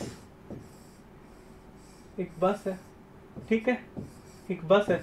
बस में एक लड़की बैठी हुई है, सुंदर सी, बहुत सुंदर, और तुम यहाँ खड़े हुए हो। तुम यहाँ पे खड़े हुए हो। अब ये लड़की जा रही है, मान लो कितने एक्सेलरेशन से जा रही है? 5 मीटर पर सेकंड स्क्वायर। ये मान लो जैसे पिछले वाला ब्लॉक है वो ये कितने से चल रहा था? 5। ठीक है, तो इसमें लड़की बैठी हुई कितने चल रही है? 5। अब तुम यहाँ बैठे बैठे इस लड़की को देख रहे हो, तो तुम फ्रेम ऑफ रेफरेंस हो कैसे? इनर्शियल, क्योंकि तुम रेस्ट पे हो। मान लो तुम कांस्टेंट वेलोसिटी से चलते वक्त इसको देखने लग गए। अब तुम्हारी वेलोसिटी क्या है? कांस्टेंट है। कितनी वेलोसिटी से चल रहे हो तुम? कांस्टेंट वेलोसिटी से। अभी अगर तुम इस लड़की को देखोगे तब भी जो तुम्हारा फ्रेम ऑफ रेफरेंस बनेगा वो कैसा बनेगा? इनर्शियल कि नॉन इनर्शियल? इनर्शियल ही बनेगा। लेकिन मान लो तुमको ये लड़की कुछ ज्यादा ही अच्छी लगी, तुम्हारे मन को भा गई, तो तुमने क्या किया? एक मोटरसाइकिल ली। तो तुमने क्या किया? एक मोटरसाइकिल ली। और तुमने एक मोटरसाइकिल ली, तुम मोटरसाइकिल पे बैठ गए। तुम मोटरसाइकिल पे क्या कर गए? बैठ गए। तुम मोटरसाइकिल चला रहे हो। कितने स्पीड से चल रही है ये बस? 5 मीटर पर सेकेंड। तुमने भी अपनी स्पीड कितनी कर दी? 5 मीटर पर सेकेंड स्क्वायर। एक्सेलरेशन, इसकी भी एक्सेलरेशन कितनी है? इस गाड़ी की 5 मीटर। तुम्हारी भी एक्सेलरेशन कितनी है? क्या तुम फ्रेम ऑफ रेफरेंस हो? बिल्कुल। लेकिन अब तुम जो फ्रेम ऑफ रेफरेंस बने वो कैसा बने? Non inertial frame of reference. कैसा फ्रेम ऑफ रेफरेंस बने? Non inertial. यही है इनर्शियल फ्रेम ऑफ रेफरेंस और non inertial frame of reference में डिफरेंस। क्या मेरी बात समझ में आई? अच्छा जी, अच्छा, तो आज के लिए इतने ही क्लास। ठीक है, तो आप अपने दोस्तों को, अपने जो फ्रेंड सर्कल है जो भी है, आप उनको इन्फॉर्म कीजिए कि लाइक कीजिए, सब्सक्राइब कीजिए चैनल को, अपने साथी संबंधी को सबको बताइए कि ऐसे ऐसे जो IIT जैम और गेट और नेट के सिलेबस को पढ़ाया जा रहा है। ठीक है, आप अपने दोस्तों को इन्फॉर्म कीजिए। ठीक है, आज के लिए इतना ही, कल हम इससे आगे बढ़ेंगे। और जो ये फ्रेम ऑफ रेफरेंस है बहुत अच्छा है। सूडोफोर्स नाम की एक चीज़ आती है, उसको इंट्रोड्यूस करने की कोशिश करेंगे। ठीक है, फिर उसके बाद फ्रिक्शन फोर्स को पढ़ने की कोशिश करेंगे। क्वेश्चन की वैरायटीज हैं, इनमें जितने टाइप के हम वैरायटीज करते चले जाएंगे उतने हमको एक रास्ता मिलता चला जाएगा किसी भी प्रॉब्लम को सोल्व करने की। अगर पुली फिक्स है तो उनको कैसे सोल्व करना है? सिंपल तरीके जैसे हम सोल्व करते आ रहे हैं। लेकिन अगर पुली मूव कर रही है तो हमें क्या करना पड़ेगा? दो ब्लॉक के बीच में एक्सेलरेशन का रिलेशन निकालना पड़ेगा, फिर इक्वेशन ऑफ मोशन निकालनी पड़ेगी, फिर उनको सोल्व करना पड़ेगा। मैंने जो अभी पिछली क्लास में मैंने क्वेश्चन पढ़ाया था जिसमें पुली मूव कर रही थी, वो मैंने लेंथी एक प्रॉपर तरीके से सोल्व करके दिखाया था, एक प्रॉपर मेथड से। उसका एक शॉर्टकट ट्रिक भी है, उस ट्रिक को आप याद कर लो, कभी भी आप पुली की प्रॉब्लम की गलती नहीं करोगे। अगर मेरा जब नेक्स्ट लेक्चर आएगा उसमें आपको मैं वो शॉर्टकट ट्रिक समझाऊंगा, बिल्कुल सिंपल और सरल भाषा में। बस आपको वो ट्रिक लगानी है, कभी भी आपकी जो पुली है वो कभी भी पुली के क्वेश्चन आपके गलत नहीं होंगे। जेई के लिए भी, हाँ, जो ये क्वेश्चन पढ़ा रहा हूं ये जेई के लेवल के ही हैं। यहीं से क्या होता है कि जो क्लासिकल मैकेनिक्स की मैं बात करूं, जैम की, तो 70% सिलेबस जेई का ही है क्लासिकल मैकेनिक्स में। 30% सिलेबस थोड़ा एडवांस आता है क्लासिकल मैकेनिक्स में। अगर जैम के लेवल, ग्रेजुएशन लेवल के एंट्रेंस एग्जाम की बात करूं, फिर मैं नेट पे चला जाता हूं तो काफी कुछ नया आ जाता है। फिर नेट के लेवल पे फिर वो एक अलग ही चीज बन जाती है। ठीक है, क्या आपको मेरी आपको अगर मेरा लेक्चर अच्छा लगा, सब्सक्राइब करो इस चैनल को, शेयर करो और अपने दोस्तों को इन्फॉर्म करो, ठीक है। क्लासिकल मैकेनिक्स में अगर आपके कॉन्सेप्ट क्लियर हैं तो आपको क्वेश्चन अटेम्प्ट करने में दिक्कत नहीं आएगी। मैं पहले कह रहा हूं, मैं चीजों को रटवाऊंगा नहीं, मैं आपके कॉन्सेप्ट क्लियर कराऊंगा कि चीजें कैसे हो रही हैं, चीजें कैसे जा रही हैं, फिर आपको मैं बताऊंगा इनको कैसे करना है। जैसे आज हमने एक प्रॉब्लम करी पुली की जो मूव कर रही है, वो हमने एक प्रॉपर लेंथी मेथड था, जो प्रॉपर मेथड था, क्योंकि हमें पता होना चाहिए प्रॉपरली कैसे आ रहा है। अगर मैं शॉर्टकट बता जाता तो तुम्हें पता ही नहीं चलता ये प्रॉपर ऐसा क्यों हुआ, अरे आई के नहीं है। तो अब जब भी हमारी नेक्स्ट क्लास होगी उसमें मैं सारा शॉर्टकट समझाऊंगा। मैथमेटिकल फिजिक्स कब शुरू होगी, अभी मैथमेटिकल फिजिक्स का कोई डिसाइड नहीं किया है कि कब स्टार्ट होगी, लेकिन वो जल्दी ही करेंगे, ठीक है। अभी क्लासिकल चलेगा, उसके बाद देखो अभी मैं आपके साथ हूं। तो आज मैंने जो मूवेबल पुली की बात करी, वो उसको हम कैसे ट्रीट करेंगे। मान लो पुली में मास हो तो उस प्रॉब्लम को हम कैसे करेंगे, उसको डिफरेंट तरीके से करना पड़ेगा। मान लो पुली में मास है लेकिन वो रोटेट कर रही है, तब हम रोटेशनल पढ़ेंगे, वहां पे पुली में मास भी लेंगे और उसको रोटेट भी कराएंगे, तब हम क्वेश्चन को डिफरेंट तरीके से टैकल करेंगे, ठीक है। सारा का सारा कॉन्सेप्ट है, हर आदमी के कॉन्सेप्ट के हर पॉइंट में बाइक में कॉन्स्टेंट होगा ना सर, हर पॉइंट में बाइक में कांस्टेंट होगा ना, हर पॉइंट। अगर मान लो कोई मोटरसाइकिल, अगर वो कांस्टेंट वेलोसिटी से, अगर मैं समझ में नहीं आ रहा गुड़िया क्या कहना चाह रहे हैं यहाँ पे, अगर आप दोबारा से कमेंट करें तो ज्यादा अच्छा होगा, ठीक है। अगर कोई भी बस इनर्शियल फ्रेम, तो वही सिंपली मैंने बताया कि जब रेस्ट पे, ऑब्जर्वर रेस्ट पे है या वो कांस्टेंट वेलोसिटी से चलता हुआ किसी चीज को ऑब्जर्व करे तो वो inertial frame of reference. Non inertial, अगर वो किसी एक्सेलरेशन से चल रहा है, एक्सेलरेशन वेरिएबल भी हो सकता है और कांस्टेंट भी, अगर वो एक्सेलरेशन से चल रहा है तो वो कैसा फ्रेम ऑफ रेफरेंस होगा, non inertial frame of reference होगा। हाँ, जैम का सिलेबस कंप्लीट करवाया जाएगा, इसमें कोई डाउट नहीं है, बिल्कुल जैम का सिलेबस कंप्लीट होगा, ठीक है। अब जैसे आज हमने पुली की, हमने प्रॉब्लम समझने की कोशिश की, इसको हम शॉर्ट ट्रिक में, बिल्कुल शॉर्ट, पुली के कैसे क्वेश्चन आ जाए वो शॉर्ट ट्रिक लगाओ, सोल्व करो। जो मैंने ड्राइव किया रिलेशन दो ब्लॉक के बीच में, वो रिलेशन ड्राइव करने की जरूरत नहीं है, ठीक है। दो ब्लॉक के बीच में वो रिलेशन ड्राइव करने की जरूरत नहीं है। मैं तेरे को बिल्कुल शॉर्ट ट्रिक बताऊंगा कि जहां जहां ये टच कर रही है वहां पे ये देखो घट रही के बढ़ रही, देखो घट रही के बढ़ रही, एक लाइन में आप इक्वेशन को लिख पाओगे, फिर सीधा इक्वेशन ऑफ मोशन लिख के आप सोल्व करोगे। चलो ठीक है, आज के लिए इतना ही, थैंक यू वेरी मच।